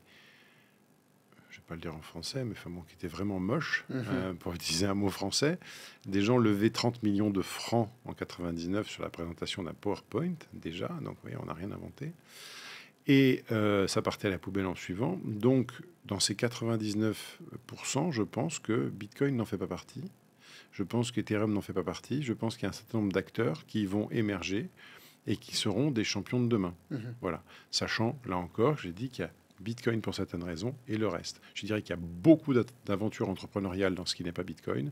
Bitcoin, c'est autre chose. Les Américains diraient que c'est une commodity. Moi, je dirais que c'est un commun. Et je regarde ça avec énormément d'intérêt. Et je dézoome maintenant. Ça ne doit pas prendre plus de 5% d'un patrimoine, entre 2 et 5% d'un patrimoine. Si des gens veulent aller plus, c'est leur choix d'y aller pour plus, mais ce n'est pas en tout cas nos préconisations. Et ça vient en complément d'une allocation qui non plus n'est pas totalement en immobilier, qui non plus n'est pas totalement en assurance vie, qui aujourd'hui, le monde actuel nous amène à diversifier nos investissements. Ouais. C'est un très bon parallèle sur la fin des années 90, début 2000, où on avait finalement la bulle Internet et toutes les entreprises qui se sont positionnées dessus. En parallèle, aujourd'hui, ou en tout cas il y a quelques années, on a plein d'entreprises qui se positionnent sur le Web3 à sortir leur protocole, leur crypto, leur blockchain. Sélectionner les quelques rares qui survivront et tiendront pendant 5, 10, 20, 30 ans, ça revient à chercher l'aiguille dans la botte de foin. Et c'est le conseil que moi je donne à toutes les personnes que j'accompagne en investissement, c'est plutôt que à moins de vraiment passionner et de vouloir se renseigner profondément et intrinsèquement sur les valeurs fondamentales d'un projet, d'une entreprise, de son équipe dirigeante, de la technologie derrière, à moins d'être dans ce profil-là qui est très rare, ne cherchez pas l'aiguille dans la botte de foin, achetez la botte de foin. Ouais. Et après, on va me parler dans les cas des cryptos, ce qu'on appelle l'économie des tokens, qui est les tokenomics. Tiens, ça me fait penser que j'ai oublié de vous dire la différence qu'il y a entre un token et un coin, et je terminerai là-dessus sur la partie DeFi. C'est que un coin, c'est comme dans Bitcoin, c'est l'essence du réseau. C'est-à-dire que quand vous voulez faire une transaction, il vous faut le coin, ce qu'on appelle en français jeton. Mais enfin, quand vous faites une transaction sur Ethereum, il faut de l'Ethereum. Quand vous faites une transaction sur Bitcoin, il faut du Bitcoin, et ainsi de suite. Ce qui veut dire que si vous achetez un stable token, c'est-à-dire $1 représenté sur la blockchain, qui s'appelle USDT, et que vous voulez le mettre en USDC, un autre dollar représenté sur la blockchain. Vous avez 2 tokens. Et pour faire la transaction de l'un à l'autre, vous n'avez pas besoin de l'un ou l'autre, vous avez besoin d'Ethereum. Donc un token, c'est quelque chose qui est représenté sur une blockchain. Un coin, c'est l'essence même du réseau, c'est la pièce du réseau, c'est la monnaie du réseau. Voilà pour cette différence. Il y a beaucoup de gens qui ne font pas la différence et quand déjà ils ont compris ça, c'est bien. Et donc voilà, c'était... Donc pour le coin, donc on a en fait finalement en surface les crypto-monnaies qu'on s'échange, Oui. et ensuite en profondeur, entre guillemets, sur la blockchain, c'est sur la blockchain qu'on échange des coins. On échange des...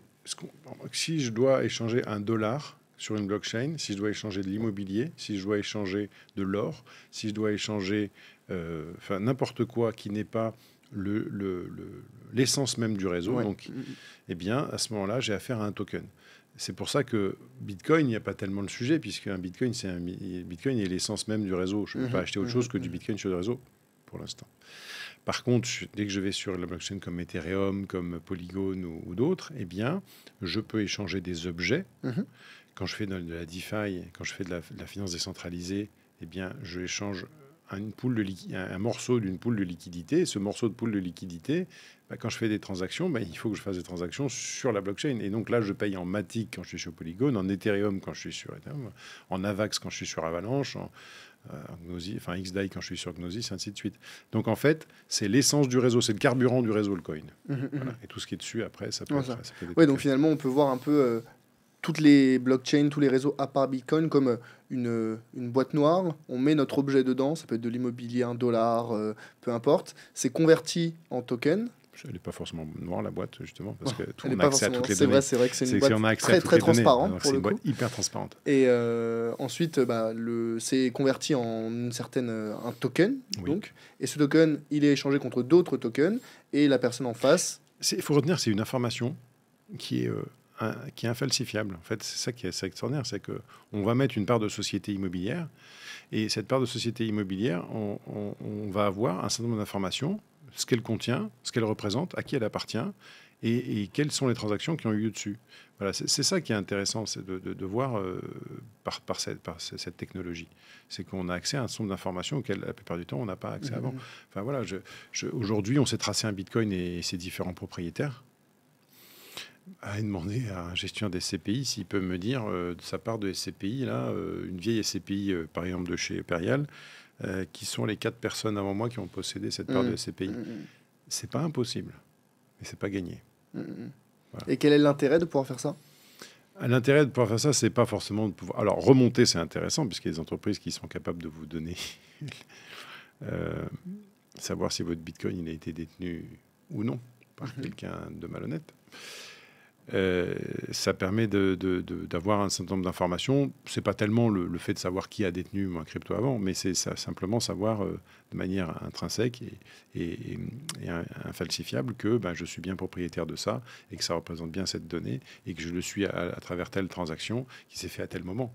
Voilà, et c'est toutes ces transactions auxquelles j'ai accès sur ma blockchain, c'est assez génial. Donc le fondamental, c'est la transparence et la confiance que les utilisateurs vont avoir dans la technologie et le fonctionnement de ce réseau. Exemple, Hamas, qui est une organisation dite terroriste. Je dis dite terroriste parce que dans certains pays, elle l'est, dans d'autres, elle ne l'est pas. Mais le Hamas a demandé qu'on arrête de faire des dons en Bitcoin chez eux. Pourquoi ? Parce que c'était trop traçable.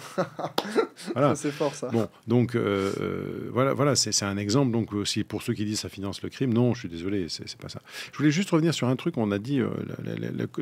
le rapport qu'il y avait entre deux époques, entre aujourd'hui et hier, entre guillemets, c'était à la fin des années 2000. Jean-Marc Vittori, en ouverture de nos 20 ans, est intervenu donc sur les 20 dernières années, les 20 mutations économiques, et il parlait de 2003.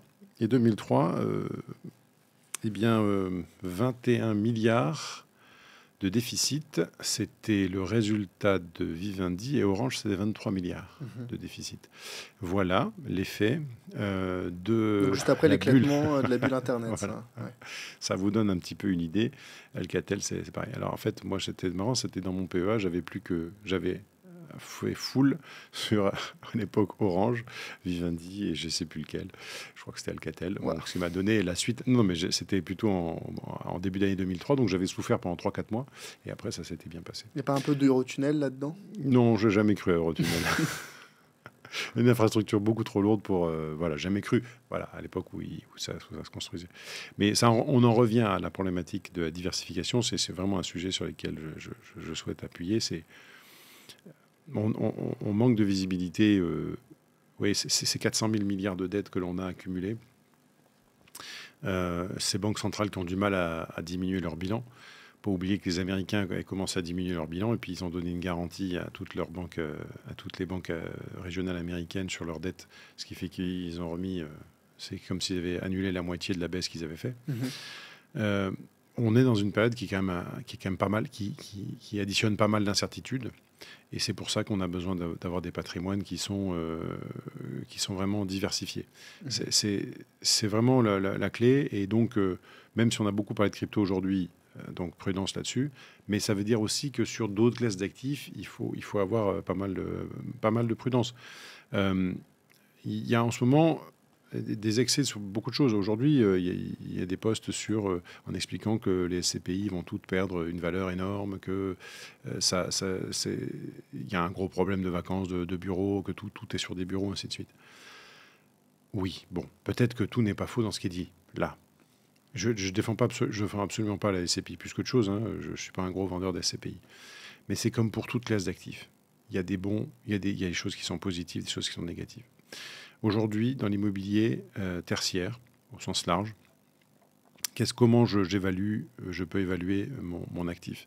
Je l'évalue par les flux futurs. Je fais des cash flows, voilà, je mets l'actualisation des cash flows futurs. La plupart du temps, mes locataires, si on les moyens de payer, ils ont pris des hausses de loyer entre 3, 5, 6, 7%. Que dire que de mes flux, j'ai des flux qui ont augmenté globalement, dont le prix de départ, enfin le flux de départ a augmenté de 3, 4, 5, 6, 7%. Est-ce que je peux véritablement dire que mon actif a baissé de valeur quand je fais une actualisation des flux futurs? Non. Par contre, je dois prendre le marché. Aujourd'hui, et les transactions, là où je suis, est-ce qu'elles se sont faites à la hausse, à la baisse, ainsi de suite. Mais tout ne va pas dans un sens, et c'est pas parce qu'aujourd'hui, on a une baisse de l'immobilier locatif, enfin l'immobilier d'habitation, qu'on va avoir une baisse de la même manière de l'immobilier tertiaire. Pourquoi? Parce que l'immobilier tertiaire, lui, il va dépendre de plusieurs choses. Il va dépendre de changements d'habitude. Ça, je suis d'accord, sur les bureaux à la Défense, c'est pas trop à la mode. Mais il va aussi dépendre de la santé économique des entreprises. Donc, est-ce qu'il y aura des entreprises qui seront prospères ou pas prospères? Donc, effectivement, si il y a une contraction de l'activité forte, on aura des soucis là-dessus. Il va dépendre de la qualité des immeubles. Est-ce que mes immeubles... Est-ce que j'ai fait comme travaux dedans, ou est-ce que je suis capable sur les immeubles d'aller chercher de la production d'énergie? Voilà, tout ça, c'est des choses qui rentrent en ligne de compte, et ce n'est pas que parce qu'il y a de la vacance, choses comme ça. D'ailleurs, il faudra juste, avant qu'on se quitte, que je parle de Montaigne Énergie, parce que nous, l'énergie est devenue un sujet majeur d'investissement, et ça va rejoindre les cryptoactifs par la suite. On se rend compte de plus en plus qu'il y a dans le marché actuel l'énergie qui a beaucoup monté. Pour des raisons structurelles d'organisation du marché européen de l'énergie, ça ne descend pas assez rapidement, mais bon, on n'était pas monté non plus trop fort au départ. Et on a une demande croissante d'électricité. On veut que le réseau, on veut que les automobiles françaises, les automobiles qui roulent en France soient majoritairement électriques. On développe des data centers, on n'en parle pas. Les blockchains, j'en parle pas. Le cloud, tout le monde a le cloud à la bouche. Donc tout ça, c'est de la dépense d'énergie. Eh bien, moi, je pense qu'aujourd'hui, j'ai plus confiance dans le prix de l'énergie que dans la solidité de la dette qu'on nous propose. D'accord. Et je trouve que aujourd'hui, même si les rendements ont augmenté, eh bien, il y a des risques sur la dette qui ne sont pas toujours dans les cours, notamment sur le haut rendement ou high yield. Et donc, nous avons annoncé le 21 juin le lancement de Montaigne Énergie, qui va structurer des opérations d'investissement dans l'énergie en direct, de la manière la plus désintermédiée possible, pour aller procurer un rendement complémentaire au patrimoine. Là encore, ce n'est pas... on ne met pas all-in, mais c'est un élément... Une logique de diversification. Une logique de diversification pour apporter quelque chose qui nous semble plus solide qu'une dette de plus ou moins grande qualité. Ouais, d'accord. Donc, l'exposition... Mais de quelle façon tu permets de s'exposer à l'énergie? Ah ben, tout simplement, c'est parce qu'il y aura des clients qui souhaitent... C'est des clients qui m'ont demandé ça, en fait. À la base, c'est une demande de clients. J'ai une dizaine de clients. On a eu toute une génération de jeunes entrepreneurs qui ont vendu leur boîte et qui m'ont dit, Louis, il faut que tu nous trouves quelque chose, il faut que tu nous trouves du green.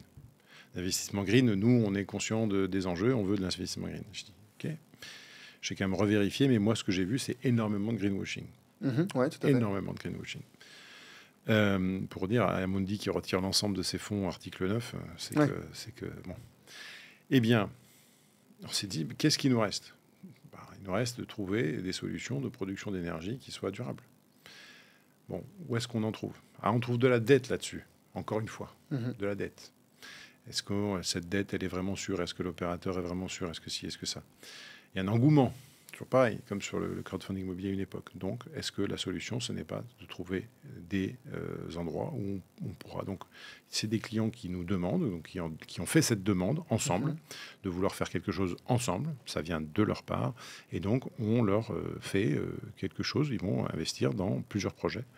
Et on a trouvé des opérateurs, enfin pas des opérateurs, des installateurs, des gens qui ont depuis 15 ans qui ont pignon sur rue et qui feront une opération où il y aura plusieurs installations, toujours pareil, diversification, pour produire un revenu d'électricité décarbonée pendant un certain temps. Ok. Ouais, donc c'est toujours dans une logique de diversification. C'est toujours une logique de diversification du patrimoine et on intègre l'énergie, mais vraiment de manière la plus désintermédiée possible.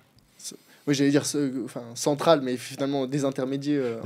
Et on ne s'exclut pas demain si on se rend compte que c'est efficient et qu'on est content de ce qu'on propose. Eh bien, on ira voir le régulateur, on dit mais est-ce qu'on ne pourra pas mettre un token représentant la production d'énergie. Donc, ça serait vraiment permettre de s'exposer directement à la production d'énergie avec un rendement. Quel objectif de rendement? Ça, je le donne à mes clients. Mais en fait, il y a des... Enfin, tout le monde le sait, il y a des rendements cibles qu'on cherche tous, qui sont ni trop élevés parce que ça représente un risque, ni trop bas parce que ça ne protège pas l'inflation. On sait tous qu'on a des rendements, quand il faut aller chercher des rendements entre 5 et 8, avec si on fait un 5,5 et 7,5, on est déjà pas mal. Et bien globalement, en fonction de ce que l'on va trouver, on va chercher des rendements qui seront les plus proches de ces zones-là, peut-être quelquefois un petit peu plus, selon les... Mais quand il y a un petit peu plus, eh bien, il y a un peu plus de risques. Voilà. Par exemple, quand quelqu'un va autoconsommer son électricité, il représente plus de risques qu'EDF. Est-ce qu'il ne va pas payer son électricité un peu plus cher qu'EDF pendant 20 ans? Parce que un contrat EDF 20 ans, c'est quand même plutôt sécure. Quelqu'un qui va autoconsommer, il va demander, on va lui faire payer peut-être l'électricité un peu plus cher, mais il représente un risque un peu plus élevé.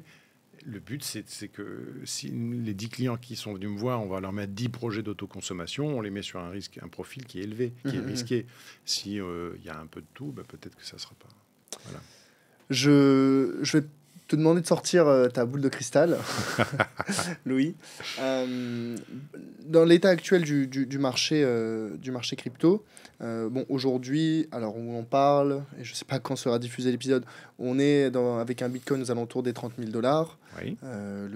L'Ether est aux alentours des $1,900, oui. Un petit peu en dessous des 2 000. On a entendu beaucoup, et j'en ai parlé récemment dans la newsletter, de BlackRock, qui a fait une nouvelle demande pour sortir un ETF crypto. Quelles seraient, selon toi, les répercussions de l'institutionnalisation des crypto-monnaies, c'est-à-dire les institutions traditionnelles qui auraient la possibilité d'en proposer à leurs clients, chose que tu fais entre guillemets déjà, pas de la même façon que BlackRock, mais quel serait, je te le souhaite, dans les mêmes proportions, quel serait l'impact selon toi sur le marché et plus généralement sur peut-être les valorisations du marché crypto si c'était institutionnalisé? Alors on se rend compte que ce qui drive le marché, ce qui dirige le marché, ce qui tire le marché, c'est Bitcoin. Donc, c'est ce qui se passe sur Bitcoin qui aura un effet sur le marché. Donc intéressons-nous d'abord à Bitcoin. L'adoption, tout le monde dit l'adoption, d'accord, ok. Donc quel type d'adoption? On a plusieurs typologies d'adoption. On a l'adoption diffuse, doucement, régulièrement, qu'on a à travers le monde de manière régulière. Et ça, ça continue. Est-ce que c'est ça qui fera la valeur de Bitcoin? À long terme, sûrement. Le deuxième point, effectivement, c'est ce qui a fait la hausse 2020-2021. Il y a quand même pas mal de grosses fortunes qui ont commencé à arriver sur Bitcoin. Et effectivement, ça a donné du sens. Et donc, si on a des gros institutionnels style BlackRock, eh bien, ils seront obligés d'acheter des volumes plus importants, surtout s'ils font un ETF dit physique et non pas un ETF dit synthétique. Et donc, à ce moment-là, on aura de toute façon des hausses de transactions là-dessus. C'est indéniable. Après, il y a, pour changer d'échelle, mais ça, c'est pas toujours politiquement correct, mais pour changer d'échelle, ça veut dire que Bitcoin devient une unité de compte internationale pour le commerce international. Et si Bitcoin devient une unité de compte pour le commerce international, là, on change encore d'échelle. Et là, on va parler de plusieurs centaines de milliers de dollars pour un Bitcoin. N'oublions pas que Bitcoin, il est divisé en Satoshi et que un Satoshi vaut un 100 millionième de Bitcoin. Ça veut dire que aujourd'hui, pour que 1 centime de Bitcoin, il faudrait que le Bitcoin soit à 1 million de dollars pour que 1 Satoshi représente 1 cent. 1 cent. Voilà. Donc ça nous laisse de l'espoir quant à l'accessibilité de Bitcoin à des gens qui n'en ont pas les moyens, contrairement à de multiples actifs qui ne sont réservés qu'à un certain type de clientèle. Et même nous, toi et moi, on n'y a pas forcément accès et nos clients rarement. Tu parles de... Il y a pas mal de produits aujourd'hui qui sont faits pour des très grosses fortunes et qui sont extrêmement rentables, mais auxquels la plupart du temps nous n'avons pas forcément accès parce que c'est des tickets de 1 million, 2 millions, 5 millions, 10 millions et plus. Tu parles de produits de private equity?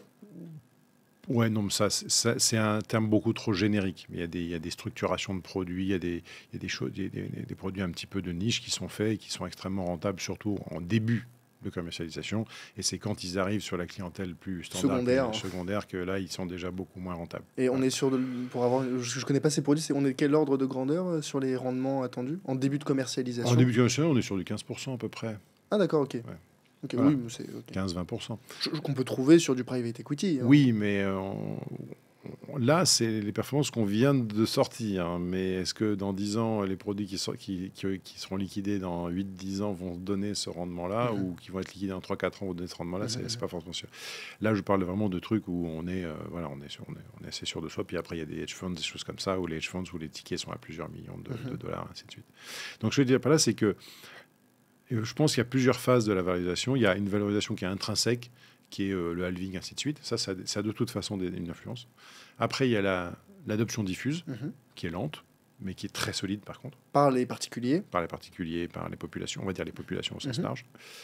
Et puis, il y a donc les institutionnels qui en rajoutent une couche, mais là où on pourrait changer de dimension, c'est si Bitcoin devenait une monnaie d'échange international. Oui, parce que moi, je suis Bitcoin depuis 2017. C'est presque chaque année, alors pas forcément pendant le marché, le bear market, mais j'ai déjà entendu plusieurs années, que cette année, on va atteindre un Bitcoin à 100 000, à 500 000, et pas de la part de gamins dans leur chambre, hein, des institutionnels qui en parlaient. Oui, mais je pense qu'aujourd'hui, il y a des étapes à passer. Peut-être qu'on passera à 100 000 dollars après le halving. Mais bon, est-ce que c'est ça qui va changer est-ce que c'est ça qui va changer véritablement la chose? Moi, ce qui m'intéresse, c'est pas forcément le ATH, hein, le all-time high. Ce qui m'intéresse, c'est à combien ça retombe. Oui, bien sûr. Voilà. C'est en fait ce que je regarde à chaque fois dans Bitcoin. Je dis voilà, on est monté haut, c'est très bien, mais c'est quoi le point bas Bitcoin? Et moi, je regarde à chaque fois le point bas. Et celui qui m'intéresse le plus, c'est le point bas. Voilà. Bon, là, on ne s'attendait pas à ce qu'on redescende aussi bas. 15 000 dollars, ça nous a semblé quand même extrêmement bas. Bon, il y a eu une accumulation de mauvaises nouvelles. On nous disait que Bitcoin serait mort. Il n'est pas mort. Et aujourd'hui, on est dans la contraction monétaire. Il faut savoir que les périodes de contraction monétaire sont une nouveauté que Bitcoin n'a pas connue avant 2022 et avant 2023. Donc, imaginons qu'en période de contraction monétaire, Bitcoin soit stable, voire légèrement haussier. conséquences du halving vont être énormes. Voilà, c'est ma vision. Donc moi, ce que je regarde, c'est ça, c'est les points bas à chaque fois. Et les points bas à chaque fois, le dernier point bas, 3500, le suite après, 15 000. Peut-être que le point bas suivant sera peut-être 35 000. Moi, ça va. Ouais. Moi, si on fait 2 fois et demi ou 3 fois, si le point bas est fait x3 tous les 4 ans...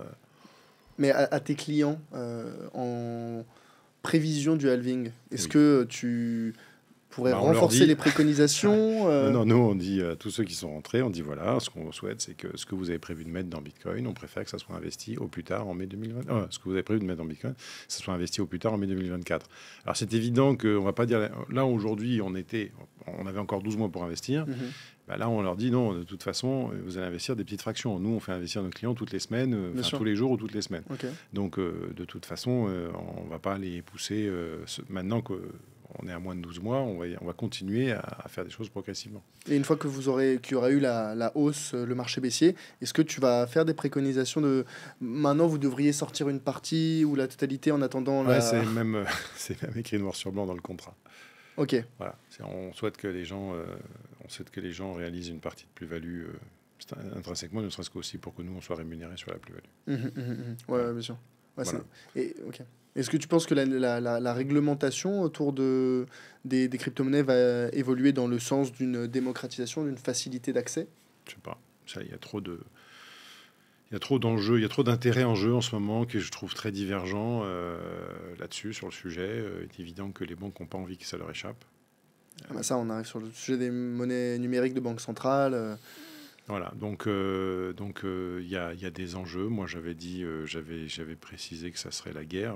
C'est la guerre, c'est tout. C'est une guerre qu'on ne voit pas forcément, mais c'est évident qu'il y a tellement d'enjeux financiers. Si vraiment c'était quelque chose de secondaire et qui allait mourir dans les mois qui viennent, je pense qu'il n'y aurait pas autant d'intérêt de la part des banques et du régulateur. Voilà. Mais tu penses que ça va être démocratiser l'utilisation des monnaies numériques par les banques centrales, l'euro numérique, le dollar numérique, peu importe ou...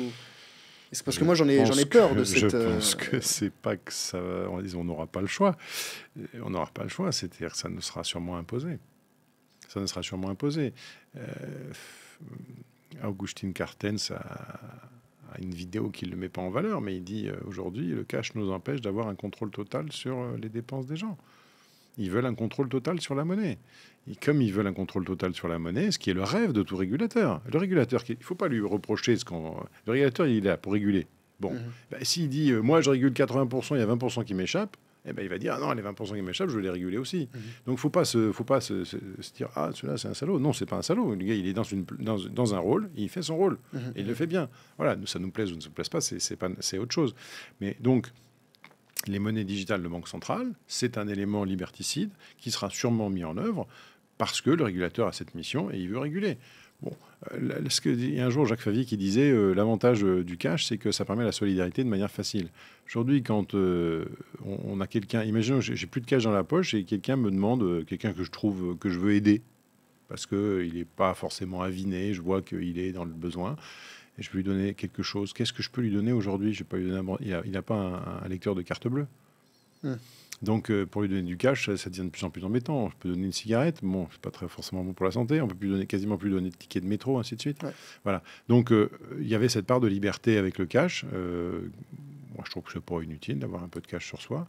Même si j'ai jamais été élevé dans le cash, tout en cash. Mais voilà, donc le monnaie digitale de banque centrale, non, j'en rêve pas la nuit, c'est plutôt des cauchemars. Ouais, plutôt un risque de contrôle encore renforcé sur la façon dont on utilise notre argent, la quantité d'argent qu'on gagne, qu'on reçoit, la façon dont on le dépense. Voilà, je pense que plus ça va se préciser, plus j'irai peut-être m'intéresser à Monero. À Monero, ok. Qu'est-ce que c'est Monero ? C'est une crypto à preuve de travail qui est moins lisible que Bitcoin. D'accord, ok. Donc, XMR, si vous cherchez sur les... Ok. Question de renforcer la sécurité. Enfin, en tout cas, le côté... Si on a peur et qu'on n'est pas à l'aise, ce qui est entendable, il n'y a pas rien de condamnable à être mal à l'aise avec un contrôle accru. quand l'État a mes idées, je trouve qu'il est très bon. Et puis si l'État n'a pas du tout mes idées, a des idées complètement opposées à la mienne, je trouve qu'il est très mauvais. Est-ce que je veux dépendre, je n'ai rien à cacher, oui peut-être, mais est-ce que je veux dépendre d'un État qui n'a pas du tout mes idées, qui n'a pas du tout ma vision des choses? Bon, moi, si j'ai ma petite part de liberté d'un certain côté, et qu'à un moment donné, quand j'ai envie d'acheter un ouvrage littéraire qui me plaît et qui ne plairait pas à Doxa ambiante, je vais pouvoir le faire. En somme, je pense que ce sujet des crypto-monnaies, de la finance décentralisée, du Web3, c'est presque plus une approche philosophique, Oui. Identitaire, de liberté, d'une volonté de liberté de la part de la grande population, de la population énergie, et qui va dans le sens de l'intérêt du particulier et pas uniquement de l'intérêt de l'institution, des institutions. On parle souvent d'indépendance. Je vois beaucoup de podcasts qui ont été, ou de vidéos qui ont été faits sur le fait qu'on soit libre avec son argent, qu'on soit libre et riche, ou qu'on soit l'indépendance financière, l'autonomie financière, choses comme ça. Je pense qu'on met l'argent trop au centre de trop de choses. La liberté, c'est quelque chose de philosophique, avant tout. C'est comment je me positionne par rapport aux institutions, comment je me positionne par rapport à d'où je viens, où est-ce que je vais, comment je me positionne vis-à-vis de ma propre mort, comment je me positionne vis-à-vis de la maladie des autres, et ainsi de suite, ma famille et le reste.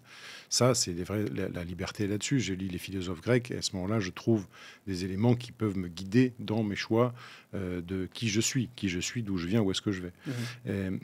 Par contre, effectivement, très vite, ces questions-là rencontrent la problématique du patrimoine, puisque l'argent est un très bon serviteur, mais un très mauvais maître. Donc oui, Bitcoin est à ça d'intéressant, et Bitcoin plus qu'Ethereum, c'est qu'il nous renvoie vers des problématiques philosophiques, des problématiques politiques et géopolitiques, des politiques énergétiques. Et j'aime bien faire ce petit trait d'humour que j'ai fait à beaucoup de gens qui me demandent de l'investissement green. Vous voulez faire un investissement green véritablement, eh bien devenez mineur de Bitcoin.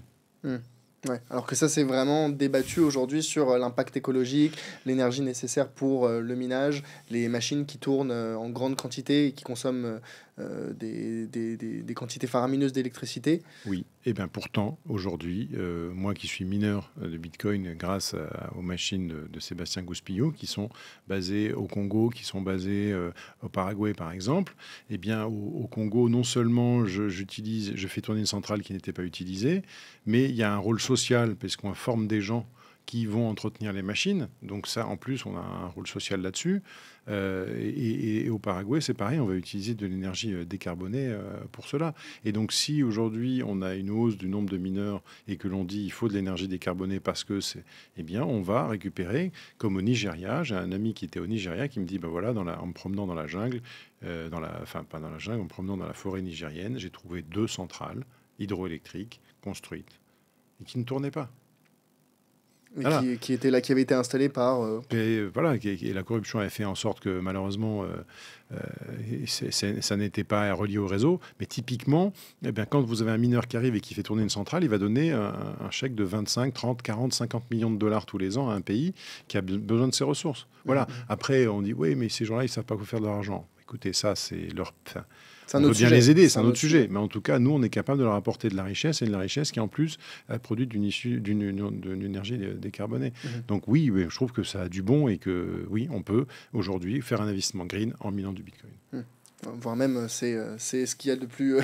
pas de plus green, mais en tout cas, on participe à l'utilisation d'énergie renouvelable. Et d'ailleurs, avec un impact social et un impact de liberté monétaire pour un certain nombre de gens qui sont dans des pays où ils n'ont pas cette capacité-là. J'en ai discuté il n'y a pas très longtemps avec quelqu'un qui est au Venezuela et qui me dit, nous, les Vénézuéliens, on regarde avec beaucoup d'envie ce qui est fait au Salvador. Ok, très bien. Louis, c'était très très très intéressant. On a parlé de beaucoup de sujets, autant des questions très pragmatiques d'investissement, de DeFi, que de questions de liberté, d'identité et de philosophie. Merci beaucoup pour ton intervention sur ce podcast. Peut-être la dernière question que je pose à tous mes invités, c'est est-ce que tu aurais une suggestion pour un futur invité sur le podcast ? Est-ce que j'aurais une suggestion ? Écoute, si tu ne l'as pas invité, Sébastien Gouspillot, parce que c'est encore plus passionnant que moi. Okay. Alors, il parlera essentiellement du Bitcoin et de minage Bitcoin, mais je trouve qu'il donne... on l'entend pas mal, mais je trouve qu'il... Surtout sur l'approche gestion de patrimoine, ce que peu de gens savent, c'est qu'il a travaillé dans la gestion de patrimoine avant. dans l'immobilier, de défiscalisation. Je pense qu'il aura des choses très intéressantes à te dire sur le sujet. Et je te souhaite beaucoup de plaisir si jamais il peut venir à ton podcast, parce que tu verras, je pense que tu apprendras plein de choses, et les auditeurs aussi. Je pense qu'il y a beaucoup de choses encore à dire sur ce sujet passionnant. Merci beaucoup. Peut-être pour les auditeurs qui veulent te contacter sur LinkedIn. Donc LinkedIn est mon canal préféré si vous voulez me contacter sur LinkedIn. Deuxièmement, si jamais vous voulez accéder à un conseil, on est 10 chez Montaigne Conseil et Patrimoine, vous avez l'atelier du phare.com qui est la meilleure manière d'accéder à nos petits forfaits. Et puis voilà, Montaigne Patrimoine, Montaigne Conseil. On a une chaîne YouTube sur laquelle vous allez peu à peu retrouver toutes les vidéos de l'événement du 21 juin. Super. Et écoute, Louis, c'était un plaisir, et peut-être à une prochaine fois sur le podcast. À très bientôt. Merci. Au revoir. Félicitations pour être arrivé au bout de cet épisode. S'il vous a plu, pensez à vous abonner à la chaîne et à liker la vidéo, ça m'aide énormément. Si vous souhaitez aller plus loin, vous pouvez retrouver en description, dans le premier lien, ma formation offerte. Elle vous permettra de construire votre stratégie d'investissement optimisée, personnalisée et surtout passive. Donc n'hésitez pas à cliquer sur le premier lien en description. On se retrouve très vite pour une prochaine vidéo. Ciao.